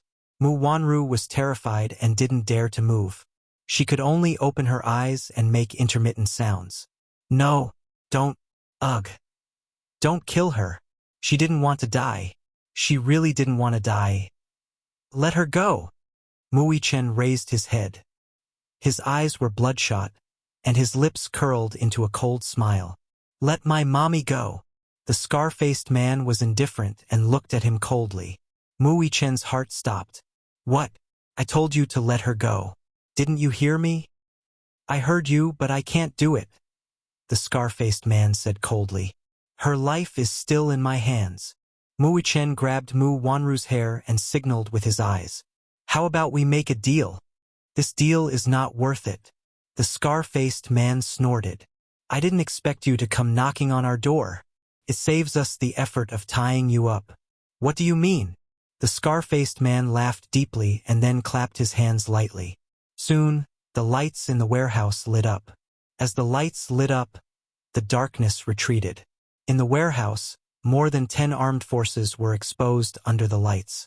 Every one of them was fully armed and looked alert. Mu Yichen's eyes swept across the room, only to be stunned. Just from their attire, he could tell that these soldiers were from the special training camp. Their combat power was definitely not to be underestimated. The scar-faced man sneered. "Haha, do you think you can walk out of here unscathed? A child is a child after all, extremely naive." Mu Yichen gritted his teeth. His eyes seemed to be dyed with blood. Because of his suppressed anger, his entire body was trembling. The knife-scarred man looked at his face with satisfaction and smiled slightly. His gaze then fell on Mu Wanru and he said bluntly, "As for the woman in your hands, you can kill her or torture her as you wish. In any case, it's impossible for us to release him." Mu Yichen sucked in a deep breath of cold air as his furious gaze landed on Mu Wanru's face. He was disappointed in her and hated her to the core. Even though he wasn't related to this woman by blood, he still had some feelings for her. At this moment, his heart was filled with mixed feelings. Over the past 7 years, the pain and regret of acknowledging a thief as his mother, coupled with the pain and injuries his mother suffered, made his heart surge with indescribable pain. How hateful! He wished he could shoot her to death. Mu Yichen pressed the muzzle of the gun against her forehead and was about to pull the trigger when Mu Wanru screamed and cried, "Don't kill me! Don't kill me! Xiao Yichen, do you really have the heart to kill me?" Chapter 1158. Don't! Mu Wanru screamed again. Her shrill voice reverberated in the warehouse. Mu Yichen's lips were cold, but his fingers were trembling on the trigger. Mu Wanru put down her pride and begged, "Don't kill me! I'm your mommy! I'm your mommy!" Mu Yichen shouted, "Shut up! You're not my mommy!" Mu Wanru's face froze for a moment before her lips curled into a bitter smile. "Yes, sir. Yes, you're not my biological child. But do you know why? It's because Mu Yaja lied to me. Your daddy lied to me and said that I'm infertile. He lied to me so bitterly. That's why I hate him so much. That's not an excuse for you to hurt my mommy. Listen to me. Listen to me." Mu Wanru tried to calm him down and said in a gentle voice, "Xiao Yichen, don't you remember? When you were born, I was the one who held you in my arms, not her." Mu Yichen was stunned, and his eyes flickered. Mu Wanru saw a hint of wavering in his eyes and was secretly delighted. She put on a pitiful look and said tearfully, "When you first learned how to walk, you always fell down. You've been very resilient since you were young. Even if it hurts, you won't cry and will hold back your tears. I was the one who held you in my arms and comforted you over and over again. Have you forgotten?" He never forgot. He had a conscience, so he admitted that although Mu Wanru didn't treat him like her own, she took good care of him. "When your daddy sent you to the special training camp, I always stood up and objected. It was because I couldn't bear to see you suffer and get hurt. Every time I saw you come back with injuries, I would cry. Have you forgotten?" Mu Yichen shut his eyes abruptly, but he quickly opened them again. There were some emotions struggling in his eyes. "You were just putting on a show. Shut up. Stop talking." "Good. Even if it's just a show." Mu Wanru paused for a moment before continuing her persuasion. "Even if Mu Lianjue instructed me to kidnap you and force Mu Yaja to give up the Mu Group's shares, I still couldn't bear to do it to you despite having so many opportunities. Was this also a show? In order to protect you, I didn't hesitate to offend." "Shut up. Although we aren't related by blood, I really have feelings for you. Don't you? You don't have it? Shut up." Mu Yichen was on the verge of collapse, and his expression was one of struggle. Mu Wanru saw the opportunity and suddenly broke free from his grip. She turned around and ran towards the scarred man in a sorry state. Bang! A gunshot rang out. Mu Yichen subconsciously raised his wrist and fired a shot at her. No matter how Mu Wanru played the family card and begged him to be merciful, he subconsciously realized that if he didn't get rid of her, who knew what kind of harm his mother would suffer if she fell into her hands again, he subconsciously fired a shot at her. However, because he was distracted, he did not aim properly. The bullet whizzed through the air and penetrated her abdomen. Seeing this, Mu Yichen gritted his teeth and raised his hand again. He aimed at the back of her head, wanting to give her another shot. "Stop!" the scar-faced man shouted coldly as he stood in front of Mu Wanru. Chapter 1159. Mu Yichen sneered. He was not at all afraid of the crisis before him. The scar-faced man, however, signaled him with his cold eyes. Mu Yichen looked in the direction he was hinting and saw two soldiers walking toward the cell.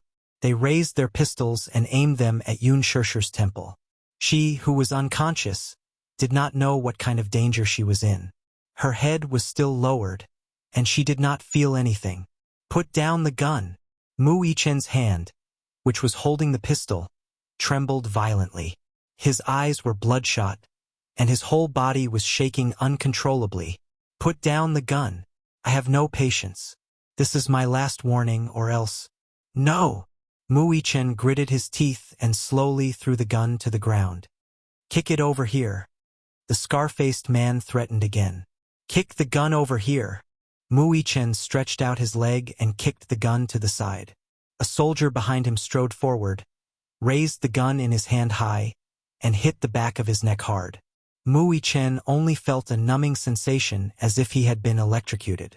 His vision turned black, and he fainted, unconscious. A Bentley slowly drove into the Mu residence. Mu Yaja alighted from the car and was surprised to see the armed forces heavily surrounding the entrance. He frowned and quickly strode into the residence. "Young master, you're back. Where's Grandpa?" "Master, he's upstairs. He hasn't woken up yet. It's already afternoon. Why isn't he awake yet?" Mu Yaja said as he walked upstairs. When he pushed open the door, he saw Mu Shang lying on the bed. His face was pale and lifeless. His heart skipped a beat. He walked over and held his face, squinting his eyes. "How long has he been asleep?" "Young master." Master drank his medicine at 3 in the morning and fell asleep. Mu Yaja frowned. He bent down slightly and called out, "Grandpa! Grandpa!" Mu Shang did not wake up, though, and there was no reaction. Instead of saying that he was in a deep sleep, it was more like he was dead. There was no sign of life at all. If not for his feeble breathing, Mu Yaja would really suspect that he had passed away just like that.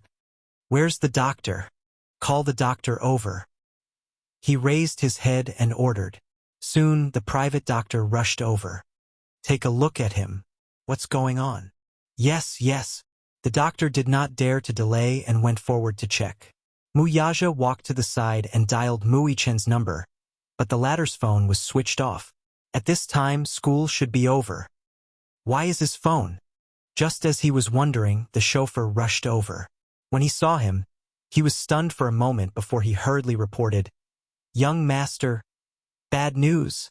Young master is missing." "Missing? What?"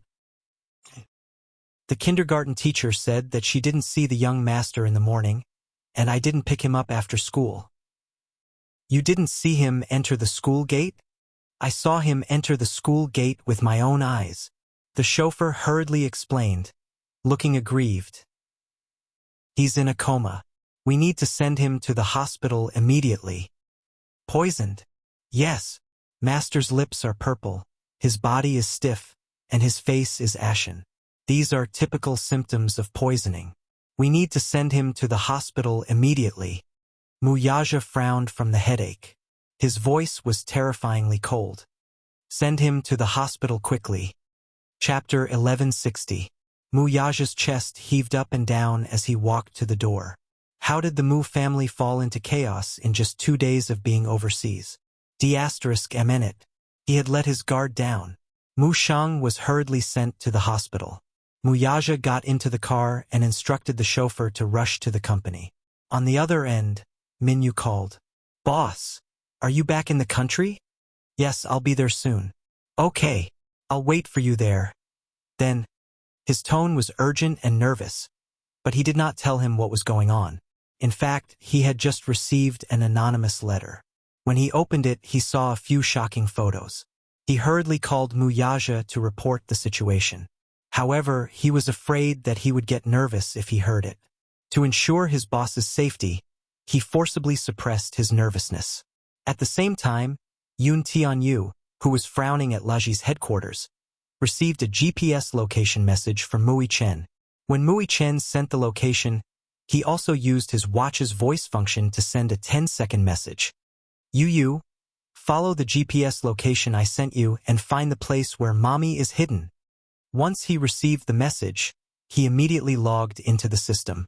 His fingers flew across the keyboard as he entered a series of commands. An interface popped up on the screen. He logged in and searched. The GPS initially had a strong signal, but when he reached the Kangzhuang Bridge, the signal became intermittent and gradually became unclear. Even if he used advanced technology, he could not pinpoint the location clearly. Fortunately, Mu Yichen sent him the car plate number in addition to the GPS location. Yun Tianyu investigated the car plate number and simulated a route based on the car's driving record. However, this route was completely cut off when it reached the Kangzhuang Bridge. "What's going on?" Yu squinted his eyes. He pulled up the satellite map of that area and entered the coordinates. Unexpectedly, after the Kangzhuang Bridge, the area was barren and uninhabited. There was a farm in this area. Later, because the city government wanted to build an industrial park, the farm was demolished. However, halfway through the construction of the industrial park, The entire city protested. Many citizens jointly submitted a petition to cancel the construction of the industrial park. The ecological environment in Jingdu was very bad, and the smog was very bad.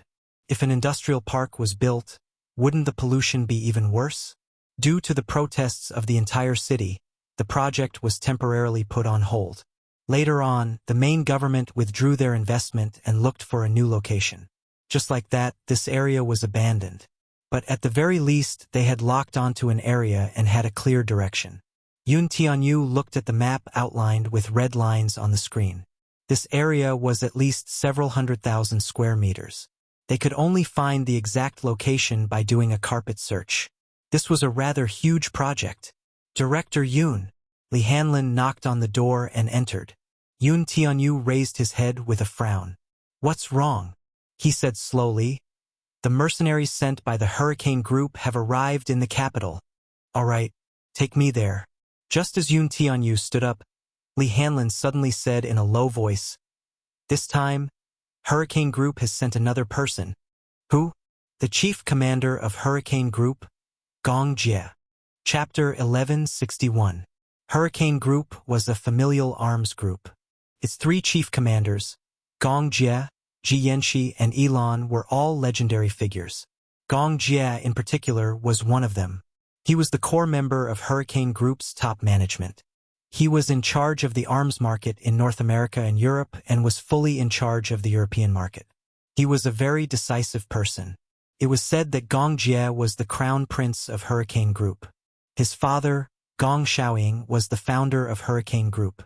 He used to be a smuggler and was now the king of arms who controlled half of the arms market. Gong Jie was only 12 years old when he made his debut. To train him, Gong Xiaoying put the North American market under his name. In just 3 years, he had become a formidable figure. Now, he was in his 20s, but with his cold and unique methods, he was already the leader of Hurricane Group. He was also the core member of Hurricane Group's Deva I project. He had a group of super powerful mercenaries under him. Mercenary Paradise, which was under Hurricane Group, was also established by him. He was quite a legendary figure. Yun Tianyu frowned slightly. Was he not in charge of the European market? Why was he here? He could not help feeling puzzled. Seeing his puzzled expression, Li Hanlin raised his brows and smiled. "It's probably because the Hurricane Group wants to probe Mr. Yun's background. That's why they sent such a big shot here." "Where are they now?" Li Hanlin answered in a low voice. "Maisel Private Airport. Let's go." His lips curled into a nonchalant smile. "I'll go meet this rumored big shot." Maisel Private Airport. When Yun Tianyu and Li Hanlin arrived, an armed transport plane was already parked at the airport. More than 10 mercenaries alighted from the plane. They were tall and burly, and were fully armed. Just as Yun Tianyu stepped out of the car, he heard the sound of a helicopter's propeller cutting through the air above him. He raised his head and saw an armed helicopter slowly hovering in the air a few times before landing steadily on the tarmac. The cabin door opened, and 5 mercenaries walked out one after another. After a while, a young man in a military windbreaker slowly walked out of the plane. Yun Tianyu looked over. In the fierce wind, the young man was wearing a snow-white military windbreaker. His sleeves were fluttering in the wind. His white military suit made him look tall and straight. This person seemed to be very fond of the color white. With a white military cap, a white military jacket, and snow-white military boots, he looked very handsome.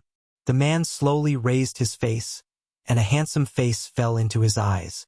Initially, he thought that Gong Jie was of European descent. However, she did not expect him to be an Asian man. She had a head full of neat and tidy silvery hair, and her face was as thin as a knife. Especially the curve of her lower jaw, it was so beautiful that it looked like a fine brushwork. The man had a face that seemed to be exquisitely sculpted. His facial features were exquisite and well-defined, as if they were carved by a knife. His eyebrows were handsome, and his eyes were like cold stars.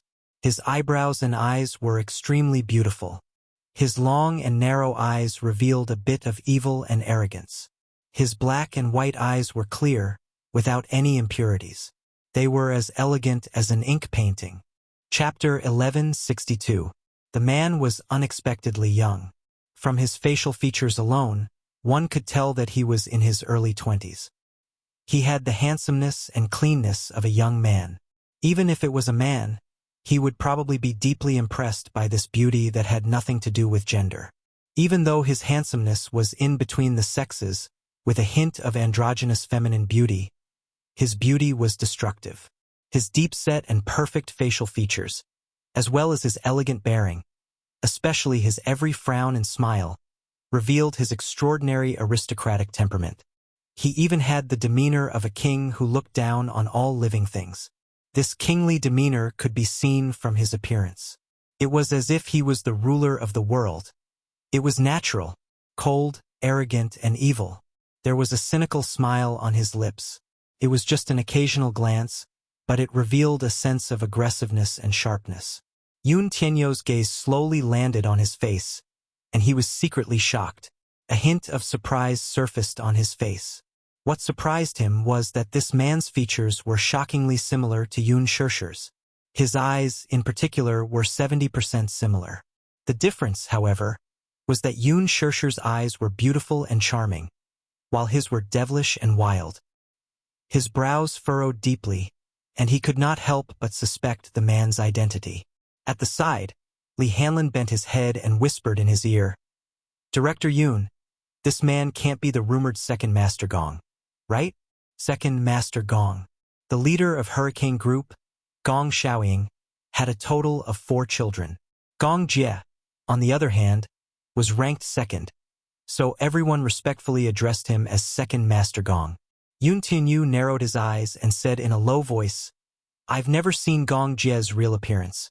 As the core figure of Hurricane Group, few people knew of Gong Jie's real appearance, but judging from this man's extraordinary demeanor, he was most likely Second Master Gong himself. The two groups of people gathered together. Sure enough, this man in white military attire was none other than Gong Jie himself. Gong Jie and Yun Tianyu looked at each other. The two of them stood facing each other. Gong Jie sized up the little munchkin in front of him, who only reached his waist with interest. For a moment, he couldn't help but find it interesting. Thus, he elegantly squatted down, his beautiful and deep eyes looking deeply at the little munchkin. In the depths of his dark eyes, there was a flash of surprise. He couldn't help but smile as he slowly extended his hand. "I didn't expect the legendary military genius to be only 6 years old." Gong Jie's lips curled into a smile. Yun Tianyu? If he remembered correctly, it should be this name. Recently, Gong Jie had been handling a batch of arms orders in the North American market. However, he received news from the headquarters that the legendary genius youth was going to officially join the Hurricane Group. Therefore, he conveniently came to pay his respects to him. Who exactly was this genius who was rumored to have been invited to participate in the development of the Heavenly Eye project at the age of 6? However, when he saw it with his own eyes, the genius who participated in the Hurricane Group's Heavenly Eye development plan and proposed to monopolize the military by controlling the air power was really only 6 years old. It was really an eye-opener for him. Yun Tianyo's eyes drooped slightly as they fell on Gong Jie's outstretched hand. His fingers were fair and slender, and his fingertips were as beautiful as jade. He slowly reached out his hand and shook it with him. Yu raised his eyes and smiled elegantly. "I didn't expect the rumored chief commander of Hurricane Group to be so young.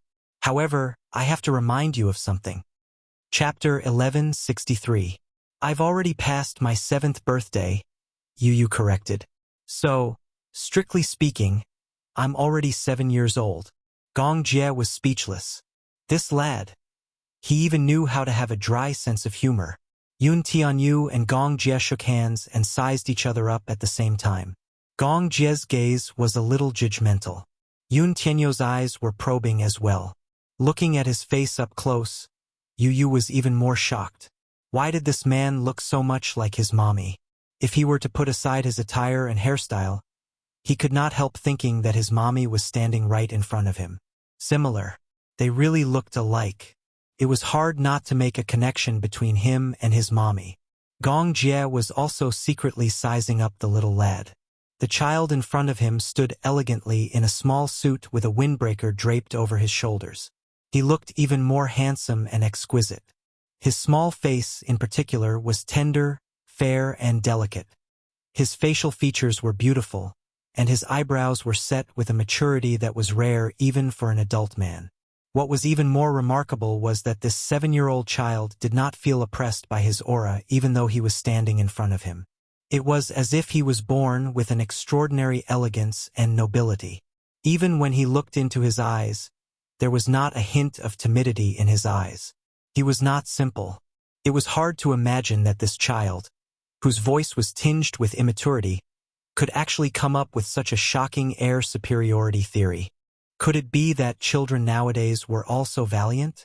Gong Jie silently cursed in his heart. Could this child be a genetically mutated species? For the past 2 years, Hurricane Group had been trying its best to invite Yun Tianyu to officially join them. However, the response he gave was always ambiguous and not accurate. Now, however, Yun Tianyu's sudden decision to officially join Hurricane Group came as a surprise. I heard that you've decided to officially join Hurricane Group? Yes. Yu looked up. I've decided to officially join Hurricane Group. He wanted to become stronger. He was so powerful that everyone feared his existence. So strong that he had incomparably terrifying power. Only then could he better protect the people he wanted to protect. Yu's eyes were filled with determination. Gong Jie smiled and held his hand even tighter. His clear and deep voice slowly escaped from his thin lips. In that case, on behalf of the Hurricane Group, I officially welcome you to join us. Standing at the side, Li Hanlin's gaze fell on the tightly intertwined hands of Yun Tianyu and Gong Jie. At this moment, he suddenly had an indescribable intuition. His intuition told him that Yun Tianyu would create an era for him once he joined Hurricane, an era that belonged to Yun Tianyu. Although this child was still young, his body seemed to contain endless energy. He believed that the future Hurricane Group would belong to him. Dishing Financial Group. Wuxia walked all the way into the CEO's office. As he walked, a terrifying and gloomy aura overflowed from his body. The staff at the side retreated one after another, intimidated by his aura. In the CEO's office, Minyu had been waiting for a long time with a nervous and anxious look. Wuxia casually threw his jacket on the sofa and glanced at him with furrowed brows. "What's that in your hand?" The moment he entered the room, he keenly noticed a stack of envelopes in Minyu's hand. He could not help feeling suspicious. Chapter 1164. Wuxia took the envelope and opened it. A few photos fell out of the envelope. He picked up the photo and glanced at it. His eyes were instantly dyed with a bit of gloominess, and his brows were tightly knitted together. In the photo, there was a woman with her arms hung high in the air with chains. On his wrist, the blood stain caused by the tight grip was particularly eye-catching. The background was a dark warehouse. With the flash, he could vaguely see the dust flying in the air. Yun Shershir's face was stained with blood. She was clenching her teeth stubbornly. He could imagine how miserable she was from the bloodstains on her body. However, he couldn't imagine what she had gone through. Perhaps it was a scene that he didn't dare to imagine. Wuxia sucked in a deep breath of cold air and gripped the photo tightly. His eyes were as dark as a black fog. When his gaze landed on Yun Shershir's white dress, which was stained with blood, in the photo, his eyes turned even redder. "Who sent this photo over?" He looked up and stared at Minyu coldly. Even Minyu, who had always been by his side and was used to his terrifying aura, was shocked by his gaze. "Boss, this letter was sent by a courier." Minyu paused for a moment and continued, "We have the person under control. However, it seems that we can't get any clues from him." "Is there nothing else other than this letter?" "Yes, there's only this letter. There are only a few photos in the letter." Minyu was stunned. He looked at Wuxia's cold face and immediately said in a deep voice, "Boss, please calm down first. Looking at the current situation, it is very likely that this is no ordinary kidnapping." However, Wuxia was calmer than he thought. He sat back at his desk and threw the photos on the table with a deep frown. "I know. Min Yu was stunned.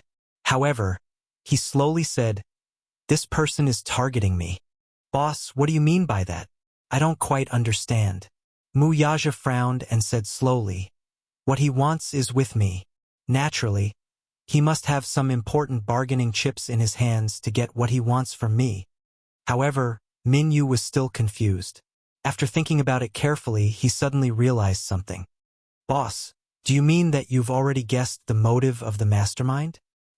"He's finally made his move." Mu Yaja pursed his lips tightly, his eyes becoming increasingly gloomy. Min Yu frowned and looked at him. Mu Yaja's voice was very deep and low. From his stiff expression and his white knuckles, it was clear that he was trying his best to restrain his anger so that he wouldn't lose his mind. The only reason he sent these photos was to provoke him. Provoking him, angering him. The angrier he was, the more out of control he was, the more they wanted him to be. Mu Yaja closed his eyes and forced himself to calm down. Especially at times like this, he had to be even calmer in order to stabilize the situation. However, when he received an unfamiliar email that night, he couldn't calm down anymore. On the computer screen was the side profile of a child. The child's delicate little face was covered in blood. Mu Yaja's heart felt as if it had been hit by a hammer. It was so painful that he almost suffocated. What came over from all directions was endless anger and pity. Chapter 1165. He stared coldly at the photo on the screen and clenched his fists so tightly that his knuckles cracked. His handsome face instantly paled to the point that it was outrageous. He recognized at a glance that the bloodied child in the photo was none other than Wuxia. "Follow this IP address and investigate," Mu Yaja ordered coldly. Upon receiving the order, Min Yu immediately investigated. Mu Yaja looked at the screen again and saw that Wuxia's hands were tied and his entire body was suspended in midair. The photo only showed his upper body, but even so, one could clearly see the whip marks all over his body. His white shirt was stained red with blood and was tattered. Especially the wound on his abdomen. It was frighteningly deep. It was a bloody mess. It was unknown what kind of whipping he had suffered. His entire body was covered in cuts and bruises. It was a ghastly sight. What kind of cruel torture did he suffer to end up in such a sorry state? Looking at his pink face again, his eyes were half opened. His originally clear and beautiful eyes were covered by his messy forehead hair. However, the gaze that shot out from his eyes was cold and dark, revealing a bloodthirsty chill. Even so, even though he was in a sorry state, it did not affect his elegant and arrogant demeanor. He tried his best to maintain a calm expression, but from his eyes, one could see that he was trying his best to endure. He was enduring the pain all over his body. Even though he was covered in blood, he did not show any signs of weakness or even pain in his eyes. No matter how terrible the torture was, he did not seem to lose his arrogant and elegant demeanor. The corners of his lips curved into a casual smile, but there was a hint of sarcasm on his beautiful face. He was proud and unruly. No one could blaspheme his kingly demeanor. Wuxia had never suffered like this before. Even when he was in the special training camp, he had never suffered such inhumane torture. Who was so cruel and merciless? Damn it! Mu Yaja slammed his fist on the table, causing the solid wood surface to crack a few times due to his forceful punch. Leji headquarters. Gong Jie sat in the CEO's office, still unable to calm his astonishment. The CEO's office in front of him was full of technology. It was unimaginable that this company was on the verge of bankruptcy a few years ago, with its assets in tatters. When they acquired Leji and put the company under Yun Tianyou's name, they did so with a playful attitude. Firstly, Hurricane Group wanted to see how this genius youngster would perform in front of a company that had lost all prospects and development potential. Secondly, they wanted to train this arrogant lad. However, he had witnessed with his own eyes how Leji Holdings had transformed from a toy company that was on the decline a few years ago to a toy company that could trample Mattel under its feet. It had become a giant in the toy industry. This could no longer be described as ability, but magic. If she had not seen it with her own eyes, it would have been hard to imagine that this little munchkin was hiding such a terrifying demonic power. How did he do it? It was truly unimaginable. There was too much mysterious potential in this child, which made him want to explore it. Chapter 1166. When he was 12 years old, he debuted and took over the North American market from his father. However, it took him 3 years to gain his father's approval.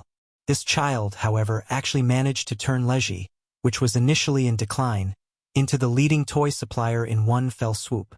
Not simple. Gong Jie was still sizing up the high-tech decor in the room with great interest. Yu, who was sitting opposite him, narrowed his eyes and could not help sizing up the young man sitting in front of him. Similar. Too similar. Gong Jie's facial features were too similar to his mother's. He was even a little suspicious of the man's background. It was said that his mother had a long-lost younger brother when she was young. Could it be? Yu was quickly stunned by his own thoughts. How could it be? Gong Jie was the crown prince of Hurricane Group. How could he be related to his mother? It was probably just a coincidence. Still, could there be such a miraculous coincidence in this world? If it was really a coincidence, then he could not help but marvel at the uncanny workmanship of the creator. Yu lowered his eyes and sipped his tea. Regaining his senses, Gong Jie turned to look at him with a smile. After exchanging a few pleasantries, he went straight to the point. As a necessary part of the agreement, there are a few documents that I hope you can look through and sign. He lightly clapped his hands. His accompanying assistant walked to his side and handed him a document. Gong Jie passed the document to Yun Tianyu. Yu picked up the document and scanned it. He could not help but marvel at Hurricane Group's extravagance. Not only was this document made of genuine cowhide, but it was also wound with gold thread. How corrupt! Yu broke out in a cold sweat. He took out the document and signed his name without looking at it. His handwriting was extremely beautiful. Gong Jie was dumbfounded. He quietly asked, "Why don't you look at the contents of the document? Aren't you afraid that this is a slave contract?" Could it be that it's not a slave contract? Yu raised his eyebrows. Since I've chosen to join Hurricane, I've already thought it through. As for this, it's just a necessary procedure. Is there a need to look at it? Gong Jie was startled for a moment before he smiled. You are indeed worthy of being valued by my father. Yu's wisdom and maturity were an eye-opener for him. After putting away the signed documents, Gong Jie slowly said, "From now on, you are officially a member of the Hurricane Group. In addition to fulfilling the conditions promised to you, my father also specially assigned someone to you." Who? Gong Jie snapped his fingers. The door opened. Yun Tianyu looked over and saw an 8 or 9-year-old Loli slowly walking in. His heart skipped a beat. While he was in a daze, the little Loli had already walked in front of him. She stopped in her tracks and stood in front of him, looking down at him with a cold expression. Yu couldn't help but look up at her. At a glance, he saw the girl's chiseled chin. Judging from her immature facial features, this girl was only 8 or 9 years old. However, what was different from ordinary Eastern girls was that the girl's eyebrows were very deep. She had both the noble coldness of European descent and the mysterious gentleness of Eastern descent. She presented an exceptionally beautiful beauty. She seemed to be of mixed blood. She had short brown hair that reached her ears and delicate eyebrows. Chapter 1167. The girl's aura was as sharp as a knife. She stood before Yun Tianyu expressionlessly and indifferently like an emotionless puppet. Her eyes were especially cold. Cold and lifeless. She wore a simple tank top, short pants, a pair of black combat boots, a belt around her waist, a dagger and a pistol. She was fully armed. Her exposed waist was well defined. Although she looked skinny, if one were to examine her closely, one would realize that she was actually very lean. The strong muscles on her arms, in particular, could make one's heart skip a beat. How much training did she have to go through to have such frightening lines? For some reason, Yu felt that this girl had a special aura. She was like a red spider lily blooming by the yellow spring. Beautiful but deadly. He sized her up a few times before his gaze fell on her empty and unfocused eyes. Her pair of eyes were lifeless but filled with murderous intent. Other than that, there was no other emotion. His entire being was like a killing machine that existed only for killing. Gong Jie slowly got up and walked to the girl's side. He gently held her shoulders and introduced her to Yu Yu. Her name is Lisa. From today onward, she'll be your personal bodyguard. Her? Yu Yu's eyes were filled with suspicion. Personal bodyguard? A girl who looked no more than 8 or 9 years old. Gong Jie looked at Yu Yu, only to see the suspicion on his face. He could not help smiling. Why? Don't underestimate her just because she's young and a little girl. She's not ordinary. Strictly speaking, she's ranked 5th in Mercenary Paradise. 5th? The suspicion in Yu Yu's eyes became more obvious. How could it be? This girl looked so young. She was actually ranked 5th in Mercenary Paradise. Don't underestimate her. Just like how I once underestimated you. Gong Jie smiled, his slender fingers gently caressing the girl's expressionless face, but he pretended to be mysterious. Do you know where she's from? The girl did not react much to his touch. Instead, she continued to stare at Yu Yu coldly without shifting her gaze. Where? The number 1 killer island, Atlanta Island. Yu Yu's heart sank. He had heard of this place. It was said that every year, Atlanta Island would buy over hundreds of orphans. Then, these hundreds of orphans would be locked up together, regardless of gender or age. They would only be given a bowl of rice and a cup of water. The children were hungry, but there was only 1 bowl of rice. There was only 1 cup of water. In order to fill their stomachs, in order to survive, children would start to kill each other. Out of the hundreds of children, perhaps only a dozen or so were left alive in the end. These children would then enter the next round of devilish training. The so-called hellish training was nothing like the training Xiaoyichen had gone through in the special training camp. To be precise, it was hellish training. The weak would die and the strong would win. Perhaps in the end, there would only be 1 person who could survive all the tests. And this girl was the one who had passed all the tests and survived to the end. In fact, although her combatability index was very high, there was still a gap between her and the other mercenaries in the mercenary group. The reason why she was ranked 5th in Mercenary Paradise was that the combatability ranking was based on the success rate of missions. Chapter 1168. Although Lisa was not the strongest, she was not the strongest. However, she was definitely the best as a loyalist. After all, who would be wary of a little girl? Hence, she rarely failed any of her missions. To be able to fight her way out of 500 children and survive until the end, she definitely had unimaginable willpower and combat power. Gong Jie lowered his eyes and smiled. He lowered his head and said to the girl, Lisa, from now on, he is your master. You must submit to him. You must not betray or abandon him. You must protect him with your life. Yes.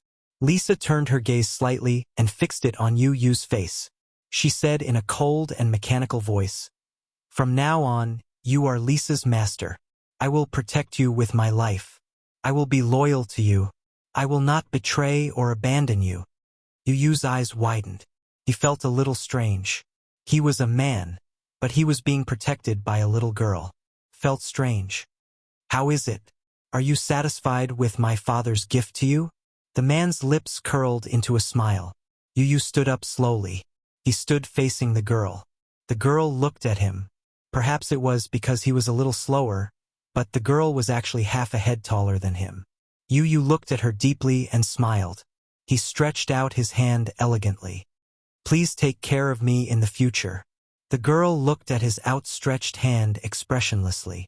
Then, she stretched out her hand mechanically and shook his hand tightly. Yu Yu's expression changed. The pain from his hand made him frown slightly. This girl's strength was damn strong. Gong Jie saw his expression and was amused. My Xiao Bao, Lisa is so strong. Be careful not to hurt your hand. Lisa, let go. Lisa quickly let go of his hand. When Yu Yu's hand was released, he was shocked to find that his hand was completely bloodless and pale. Lisa was an assassin who had undergone hellish training. She grew up amidst slaughter. When she opened her eyes, all she saw was endless blood and slaughter. Rather than calling her an assassin, it would be more appropriate to describe her as a killing machine. Therefore, She didn't seem to have any emotions or desires. She didn't know how to smile when she was happy. She didn't know how to cry when she was sad. No smile, no tears, no understanding of human emotions, only knowing how to quickly, accurately, and ruthlessly kill people. Therefore, there was no smile on her face, no tears, only an expressionless face, like a machine. With such a cold personality, he was very suitable to be a death warrior. In ancient times, the so-called men of sacrifice referred to those guards who sold their lives for the nobility for the sake of glory and wealth or to repay a debt of gratitude. Yu had never seen such a child. There was not a single trace of life on her. How old is she? Gong Jie raised a brow and pursed his lips. I don't know either. When she was first sent here, she didn't have a name, and no one knew how old she was. She only had a code name. Lisa was the name I gave her. After a pause, he said, about 8 or 9 years old. Yu furrowed his brows. Li Hanlin suddenly walked over to his side and said in a low voice, Director Yoon, the technical department has just intercepted an email. Do you want to take a look at it? Okay. Send it to my email. Yoon Tianyu walked to his desk and opened his email. The email was quickly sent over. There were 2 photos. In the photos, Mui Chen was hung up. His body was covered in blood and injuries. It was a ghastly sight, dripping with blood. Yu held his breath. He recognized the child in the photos as Mui Chen.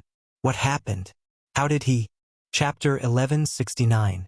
At the thought that Mui Chen might have met with a mishap, Yu stood up anxiously, but he forced himself to calm down and slowly sat back down. Gong Jie walked up behind him and caught sight of this as well. He was secretly shocked, but at the same time, he keenly noticed that the child in the photo looked exactly like Yoon Tianyu. Who is this child? My elder brother. Yu sucked in a cold breath and closed his eyes. You have an elder brother? Gong Jie was a little surprised. He looked at the screen and saw the child with his chin raised. His expression was unruly and arrogant, as if a king had arrived. His pair of cold and deep eyes did not show any fear, uneasiness, or bewilderment that a child of his age should have. Instead, there was a stubbornness that came from his bones. In another photo, the child's lips were curled into an elegant and cynical smile. It was hard to imagine how such a young child could endure such extreme pain. There was not a trace of fear on his face, though. Gong Jie touched the bridge of his nose. Did the kids nowadays have to be so tough? Yoon Tianyu intercepted the IP address used to send the email and logged into the system interface. His fingers skillfully entered a series of complex commands, and a black page appeared. He entered the IP address used to send the email. However, he found that it was a fake IP address that did not exist. D***, how cunning. Yu pushed the keyboard away and stood up abruptly. He walked to the window in frustration and could not calm himself down for a long time. Li Hanlin suddenly knocked on the door and entered. Director Yoon, we've found the suspicious address. Do we need to send men to pursue it? Yu turned around abruptly. Immediately. Right now. Little Yu, do you need me to send my men over? Gong Jie leaned over and asked in a low voice. Yu pursed his lips. It's great that you're willing to send men over. Don't worry. I'll definitely save your man. Gong Jie smiled devilishly. In the underground warehouse, Mui Chen was suspended in the air. His arms were tightly cuffed, and he had lost all feeling in them. His eyes were tightly shut as if he had fainted.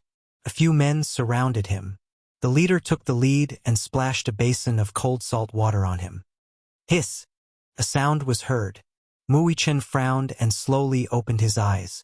The salt water trickled down her hair and dripped onto her cheeks. It seeped into her wounds and then into her eyes. It was so dazzling that his eyes felt bitter and painful. However, he couldn't use his hands to rub it. He could only forcefully shake off the salt water on his face. Pa! A sound was heard. The man slapped her in the face. What are you doing? You're spilling your blood all over me. So dirty. Mui Chen's face was slapped to the side. At this moment, he no longer had much of a reaction to the pain, because the torture was beyond his endurance. Even the nerves in his body were numb, and he could not feel anything. He slowly opened his eyes. His gaze was like a blade covered in snow, ruthlessly stabbing at the man in front of him. Even though he was in a sorry state, he did not give in to them in the slightest. He did not shed a single tear.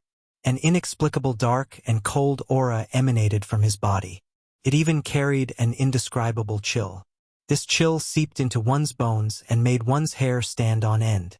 Chapter 1170. Mui Chen sneered in disdain. His lips curled into a mocking smile as if he was being sarcastic. Is this all you've got? It's really not enough. There was a hint of disdain in his smile, but more than that, it was arrogance. He looked at them as if he was looking at a few bedbugs struggling in the gutter. The man was furious and slapped him again. Kid, you're so stubborn. Looks like you haven't suffered enough yet. You won't shed a tear until you see the coffin. Huh? Xiao Chen's face immediately swelled after the slap. There was blood at the corner of his lips. Wisps of blood flowed out from the corner of his lips. Mui Chen stuck out his tongue coldly and slowly licked the blood at the corner of his lips. He curled his lips in disdain. Suddenly, he used the strength of his arms to lift his leg and kicked the man's face. The man was caught off guard and fell to the ground. It was a pity that Mui Chen's stamina was almost depleted. Furthermore, he was injured all over and did not have much strength left. Otherwise, his kick would have dislocated the man's jaw. Everyone looked at each other in disbelief. How could this kid be so stubborn? He was already at this stage, yet he still wanted to resist? He was very stubborn. Even though he was covered in cuts and bruises, he still did not give up a chance to resist. At first, they wanted to take a few pictures of this kid's terrified face. It would be best if he cried bitterly and made people feel sorry for him. However, they used all kinds of methods, but he did not shed a single tear or beg for mercy. Not to mention showing a vulnerable and fearful expression. Not at all. He was really stubborn. The man got up from the ground and spat out a few broken teeth. He ordered, "Since he's so dishonest, tie his legs up too. Whip him a few more times. Big brother, we can't hit him anymore, right? If we continue, this kid will die." The man said disapprovingly, "What are you afraid of? Didn't you see? This kid still has the strength to kick me. How does he look like he's dying? He's so stubborn. How can he die just like that? Whip him a few times to teach him a lesson. No matter how tough his bones are, he's still just a child. Since he's already like this, don't torture him anymore. Let him live. Didn't the higher-ups say that if we killed him, we would be buried with him? This brat is still useful." Only then did the hooting man stop talking. He looked at Mui Chen and chuckled. "Why don't you scream a few times or beg for mercy? We'll let you go and stop hitting you." Mui Chen glanced at them coldly and snorted. "Humph." He ignored them. "You want me to beg for mercy? Buying a pillow is faster than dreaming." Asking him to submit to this mob was more torturous than asking him to die. He was not afraid of death. However, even though he was in a sorry state, his dignity could not be tarnished. This kid looked so soft and tender. I didn't expect him to be so tough. Haha. The man reached out and touched his face. He couldn't help but pinch his face. Mui Chen turned his head abruptly, opened his mouth, and bit down hard on the man's hand. Ah! The man screamed like a pig being slaughtered. Mui Chen bit down so hard that his whole body trembled. "Let go. Let go." A few men at the side kicked and hit Mui Chen. Alas, Mui Chen was adamant and refused to budge. Chapter 1171. The man yelled and kicked at the same time. "Damn brat! Let go! Let go!" The other men kicked and hit Mui Chen. They even reached out to pull his hair.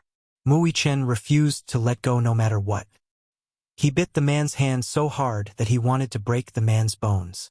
The man was in so much pain that his limbs trembled as if he had been electrocuted. In the warehouse, the sound of a pig being slaughtered could be heard. At the side, the other men were anxious. They picked up the whip at the side and whipped him on the back. Slap, slap. "Let go! Damn it! I told you to let go, but you still won't let go." Mui Chen groaned. He was in so much pain that beads of cold sweat seeped out of his forehead. However, he was a tough guy. Even if his body was stiff from the pain, he braced himself and refused to let go. His eyes were red as if they were stained with blood. He glared at the men in front of him. His gaze was as sharp as a sword, sharp and cold. Blood gushed out from the corner of his lips. He had obviously bitten his hand. The sound of the whip lashing mixed with the men's angry roars and cries of pain. The scene was chaotic. In the iron prison, Yun Shirshir was startled by the sound and slowly woke up. She slowly opened her eyes and looked in the direction of the sound. In her hazy vision, what she saw was a blur. She gritted her teeth and shook her head to force herself to be more awake. When the images gradually overlapped and became clear, she suddenly saw a child hanging in midair. A few men were surrounding him, punching, kicking, and whipping him fiercely. Yun Shirshir frowned. When she saw the child's handsome facial features stained with blood, she suddenly straightened up nervously and rushed forward. She felt a sharp pain in her wrist. Only then did she realize that she was still trapped in the iron prison. Her hands were chained and she could not move. Xiao Chen. Yun Shirshir recognized him at once. Seeing this scene, her eyes turned red and she screamed in fear, Yi-Chen! Yi-Chen! Why is he here? Why is Xiao Chen here? Yun Shirshir was so anxious that her eyes turned red. She struggled violently and shouted crazily, Stop fighting! Stop hitting him! Stop fighting! Stop! Upon hearing this, Mui-Chen was startled. He immediately loosened his grip and turned his head, only to see that Yun Shirshir was already awake in the iron prison. Her hands were constantly struggling, and her face was filled with worry and fear. Mommy? He cried out, but before he could finish his sentence, a whip lashed out at his shoulder. Accompanied by the intense pain of his flesh being torn apart, he let out another muffled groan. Large beads of cold sweat slid down to the corners of his eyes, astringent and itchy. The man who had been bitten by him was finally freed. He fell to the ground and held his bleeding hand. His eyes widened in anger and he cursed. He stood up and grabbed a whip from a person beside him and lashed it at the man fiercely. Mui-Chen let out a muffled groan. His face was tense as he endured the pain. When Yun Shirshir saw this scene, her heart seemed to be torn into pieces and dripping with blood. Although the whip did not land on her body, it was more painful than if it landed on her body. Stop hitting him! Stop hitting him! You can hit me, but don't hit him. Stop! Oh, what a strong mother-son relationship. The man laughed softly. His gaze fell on Yun Shirshir, seemingly harboring evil intentions. He lit a cigarette, held it in his mouth, and threw the whip on the ground. Pa! A sound was heard. The sound reverberated throughout the warehouse. Chapter 1172. Mui-Chen caught a glimpse of the man's cold gaze. His eyelids flickered, and an ominous feeling rose in his heart. When the man slowly walked toward Yun Shirshir, Mui-Chen said angrily, What are you doing? Since she asked for it, I must let her have a taste of the whip. Stop! Mui-Chen's face was cold. You can hit me, but you're not allowed to touch my mommy. Mother and son love each other so much. Haha, look, you bit me so hard. How am I going to settle this with you? Don't touch her. Mui-Chen's eyes were like torches. The sharpness in his eyes almost pierced through the man. The man was stunned. Even he was deeply shocked by this child's desire to protect his mother. This child was only 7 years old. Was he not afraid of pain? Was he not afraid of death? Was he still trying to be brave in this situation? When Yun Shirshir heard this, her heart ached even more. Even when she was tortured, she did not show any weakness on her face. In the end, a trace of grievance appeared on her face as she begged for mercy. Don't hit him. He's still a child, only 7 years old. If you continue to hit him, she did not dare to imagine what was the limit of a child's endurance. However, a mother and son were connected. When the whip hit him, it hurt her heart. She would rather bear everything for him than watch her own child suffer. The man smiled sinisterly and walked toward Yun Shirshir. Chen said angrily, "Don't hit my mommy. Stop." The shutter door at the door slowly opened. The man was stunned. When he came back to his senses, he saw the scar-faced man walking in. He immediately hid the whip behind him and went to greet him. "Boss, why are you here? Didn't I tell you to rest well? We'll be on duty tonight." The scar-faced man glanced at him coldly. "Where is he?" "He's over there." The scar-faced man looked in the direction the man pointed. He saw Chen hanging high in the air, his body covered in blood. It was as if he had been fished out of a pool of blood. It was a terrible sight. He only took one look and was furious. He went forward and slapped the man to the ground. "Who told you to be so ruthless? Didn't I tell you not to torture him? He's so young. You didn't control your strength. What if you kill him?" The man was frightened by his expression. "Boss, Do you know that if this child dies, you'll be buried with him and you'll drag me down with you? You reckless dog. Get out of here." The man was really frightened by his words, and his face turned ashen. "What are you waiting for? How many times do you want me to repeat myself? Boss, get out." "Yes, yes, yes, yes." Under the scar-faced man's cold shout, the man scrambled out. The scar-faced man walked up to Chen and glanced at the others. "You two? All of you?" "Boss." The group of subordinates were so scared that they retreated while trembling. The heavy shutter door closed again. Chen opened his eyes weakly. In his blood-red vision, the man walked in front of him and looked at him at the same level. Shusher couldn't help but say nervously, "Don't torture him anymore. I beg you." The scar-faced man ignored her words. He looked up and down at Chen, who was being tortured, and asked expressionlessly, "Boy, does it hurt?" Chen snorted coldly. Obviously, he didn't care about him. Chapter 1173. The scar-faced man smiled. "You're so young, but you've got quite the backbone." In his heart, he quite admired this kid. He was actually able to endure so many hardships and did not admit defeat at all. "Know your place, okay? Don't move." The scar-faced man warned him and unlocked the shackles on his hands. Once his hands were released, Chen collapsed to the ground in exhaustion. He fell to the ground, but his hands were so numb that he couldn't even lift them, let alone resist. After a long period of confinement, his wrists were badly mutilated. The scar-faced man lifted him up, opened the iron cell, and gently threw him in.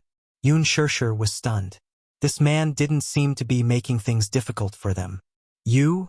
Shut up. Behave yourself." The scar-faced man walked over and unlocked one of the shackles on Shusher's hands. After being released, Shusher hurriedly hugged Chen in her arms. She lowered her head to look at his face. Chen, who was in her arms, was already on the verge of death. After 4 hours of torture, he didn't even have the strength to hug Shusher. He only buried his face slightly in her arms and said softly, "Mommy? Mommy is here. Mommy is here." Chen lowered his eyes and murmured sadly, "Chen couldn't protect Mommy. I'm sorry. I'm sorry, Mommy." When Shusher heard this, she was so upset that her heart felt like it was being pricked by needles. Her hands trembled as she hugged him tightly. She was so sad that big drops of tears fell on Chen's face. Chen looked up and tried to reach out to wipe away her tears. He struggled for a while, but his efforts were futile and he could not exert any strength at all. He choked weakly, as if something was stuck in his throat. "Mommy, don't cry. Okay?" Her tears fell on his face. The pain was worse than being whipped 100 times. Chen's plea made Shusher's heart ache even more. Why did he have to apologize to her? She should be the one to blame herself. She should be the one apologizing. She was the one who had implicated him. He had implicated this child and caused her to suffer so many unnecessary disasters. Shusher was in so much pain that her heart was about to be torn apart. She hugged Chen tightly, and tears kept falling from her eyes. She was heartbroken. Chen raised his trembling right hand and gently wrapped it around her waist, but he no longer had the strength to say a single word. The knife-scarred man locked the door and stood at the door. Looking at this scene, there was no change in his expression, but his heart was in turmoil. Anyone whose heart was made of flesh and blood would be moved by this scene. He didn't want to be honest. His heart was throbbing with pain because of this scene, not for any other reason. It was because as a father he also had a daughter. This scene undoubtedly pierced his heart. Yun Shirshir lowered her head and saw that Mu Yichen's body was covered in wounds. There was no unscathed skin on his body. There was really no unscathed skin on his body. There wasn't a single spot on his body that was unscathed. Or rather, there were bloodstains all over his body. It was impossible to see how many wounds there were. Mu Yichen's face was already soaked in cold sweat. His eyes were stained with blood and sweat. It was a ghastly sight. Yun Shirshir's lips trembled. Every time she saw a wound, she felt her heart ache so much that she almost suffocated. Do you have medicine for wounds? Chapter 1174. The scar-faced man didn't say anything and turned to leave. She felt a wave of despair, as if she was in an ice cellar. That's right. In their eyes, she was now a criminal, a prisoner. Why should they fulfill her request? Yun Shirshir bit her lip hard. However, not long after, the scar-faced man walked over and threw a bottle of medicine and a roll of brand new gauze on her body. That's all. Apply some medicine for him. More or less, it was because there was still a trace of conscience in his heart that he couldn't just sit back and watch. Yun Shirshir had mixed feelings. No matter how this man treated them, at this moment, her impression of him seemed to have changed slightly. If it wasn't for him just now, she didn't know how those people would have tortured Xiao Yichen. However, Yun Shirshir didn't say anything. She quickly took the medicine and applied it on Mu Yichen. Perhaps it was because she only had one hand, but her movements were inevitably clumsy. The scar-faced man finally couldn't stand it anymore. He opened the door and walked in again to take the medicine from her hand. Let me do it. As he spoke, he started to work. He was very familiar with the process. They were in the underworld, so naturally they often got injured. After a while, he finished treating the wounds on Mu Yichen's body. Perhaps he was too tired. Mu Yichen fell into a deep sleep in Yun Shirshir's arms. Yun Shirshir hugged him and caressed his cheeks with heartache. She maintained a tight hug and didn't move an inch. Hugging him gave her peace of mind. It was the same for Mu Yichen. Snuggling in his mommy's arms gave him the greatest peace of mind. However, what Yun Shirshir didn't know was that Mu Yichen had suffered so many injuries because he had provoked those people. At first, when he woke up from his coma, those men were surrounding the unconscious Yun Shirshir and rubbing their palms together. It was obvious that they couldn't suppress the restlessness in their hearts and wanted to do something bad to her. Mu Yichen didn't know what they were trying to do, but he didn't want to see those people's dirty hands touch his mommy. Therefore, in his anxiety, he shouted loudly to stop them. He shouted at the top of his lungs, but those men acted as if they didn't hear him and started to touch Yun Shirshir. Seeing this, Mu Yichen was so anxious that his blood rushed to his heart. He disregarded everything to humiliate and provoke them. He used all the vicious words he could think of to curse them. He had received a good upbringing from a young age. He had always been an elegant gentleman. However, this was the first time he had used the most vicious words to insult someone. It was all for the sake of protecting mommy and not letting their dirty hands touch her. In the end, he managed to infuriate them. They beat and kicked him in a frenzy, handcuffed him, hung him up, whipped him, and subjected him to all sorts of horrible tortures. There was even a lunatic who stuck a needle between his fingers. But he endured all of it. Even if he was in excruciating pain, to the extent that he fainted, he didn't beg for mercy at all.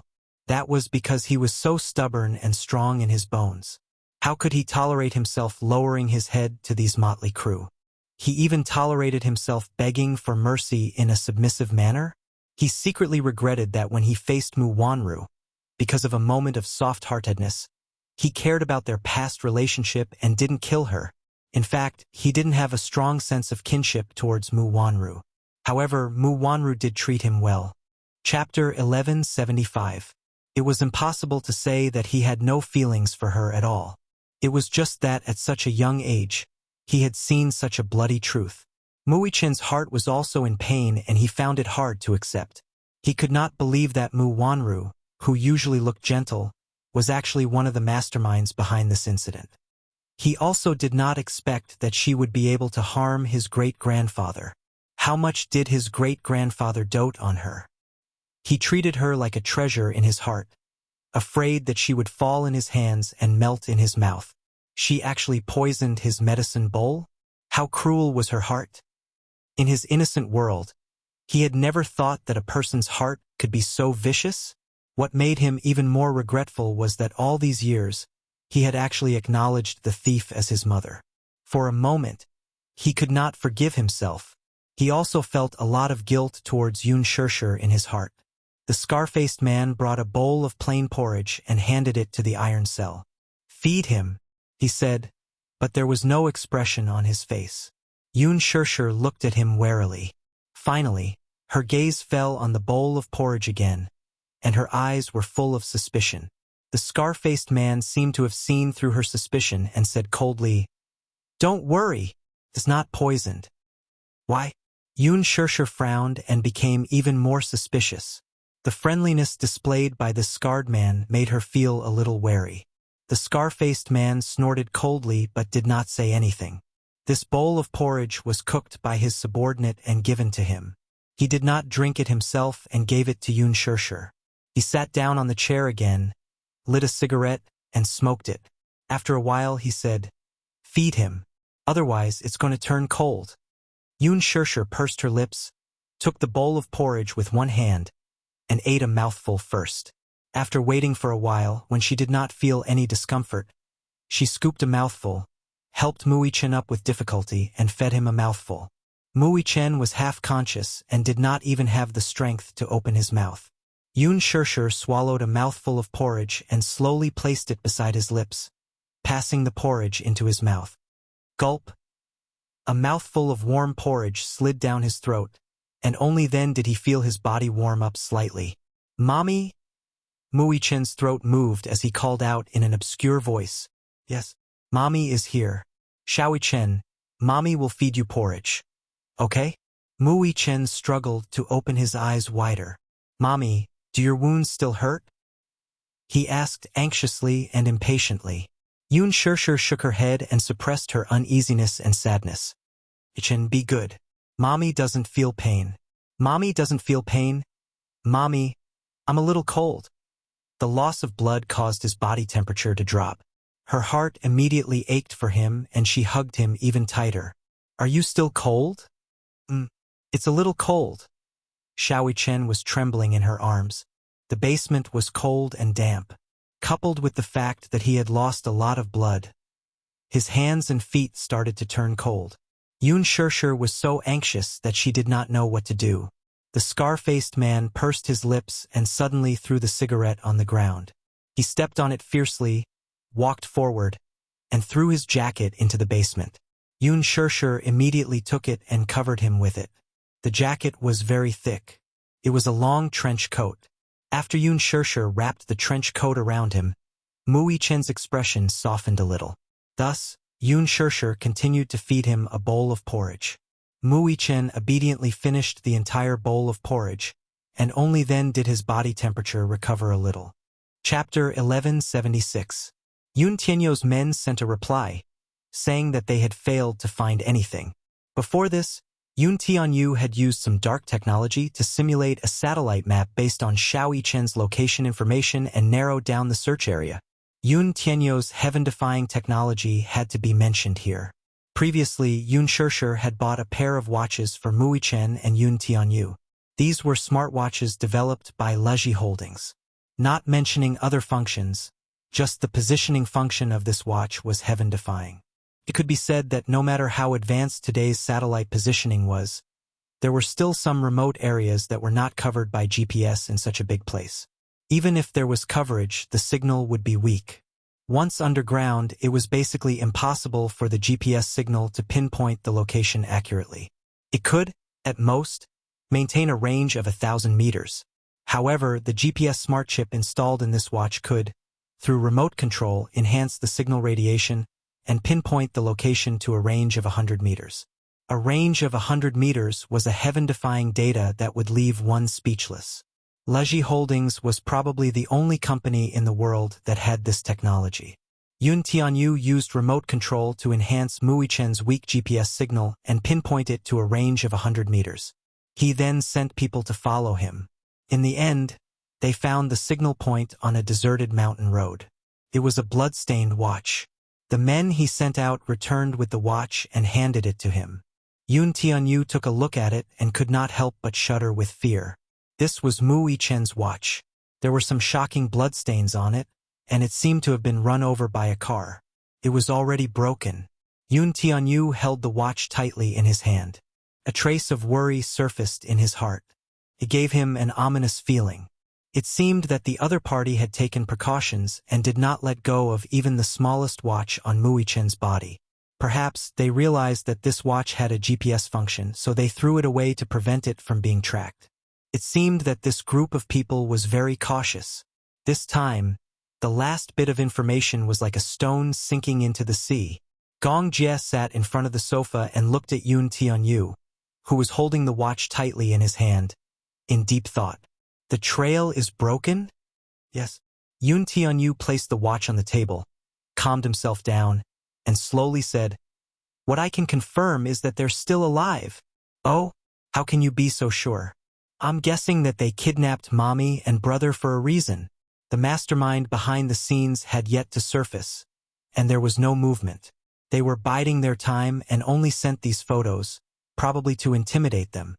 Or perhaps it's to anger Daddy. Then can you guess what the purpose of those people is? He looked up and narrowed his eyes slightly. "I'm guessing. It was to threaten Daddy. Daddy must have something very important in his hands." Yun Tianyu expressionlessly replied, "Right now, the only way to stabilize the situation is to stay calm." Gong Jie was secretly shocked. She was shocked by his calmness and calmness. It was obvious that when Yu saw the photo, he was furious and anxious. However, he quickly calmed himself down.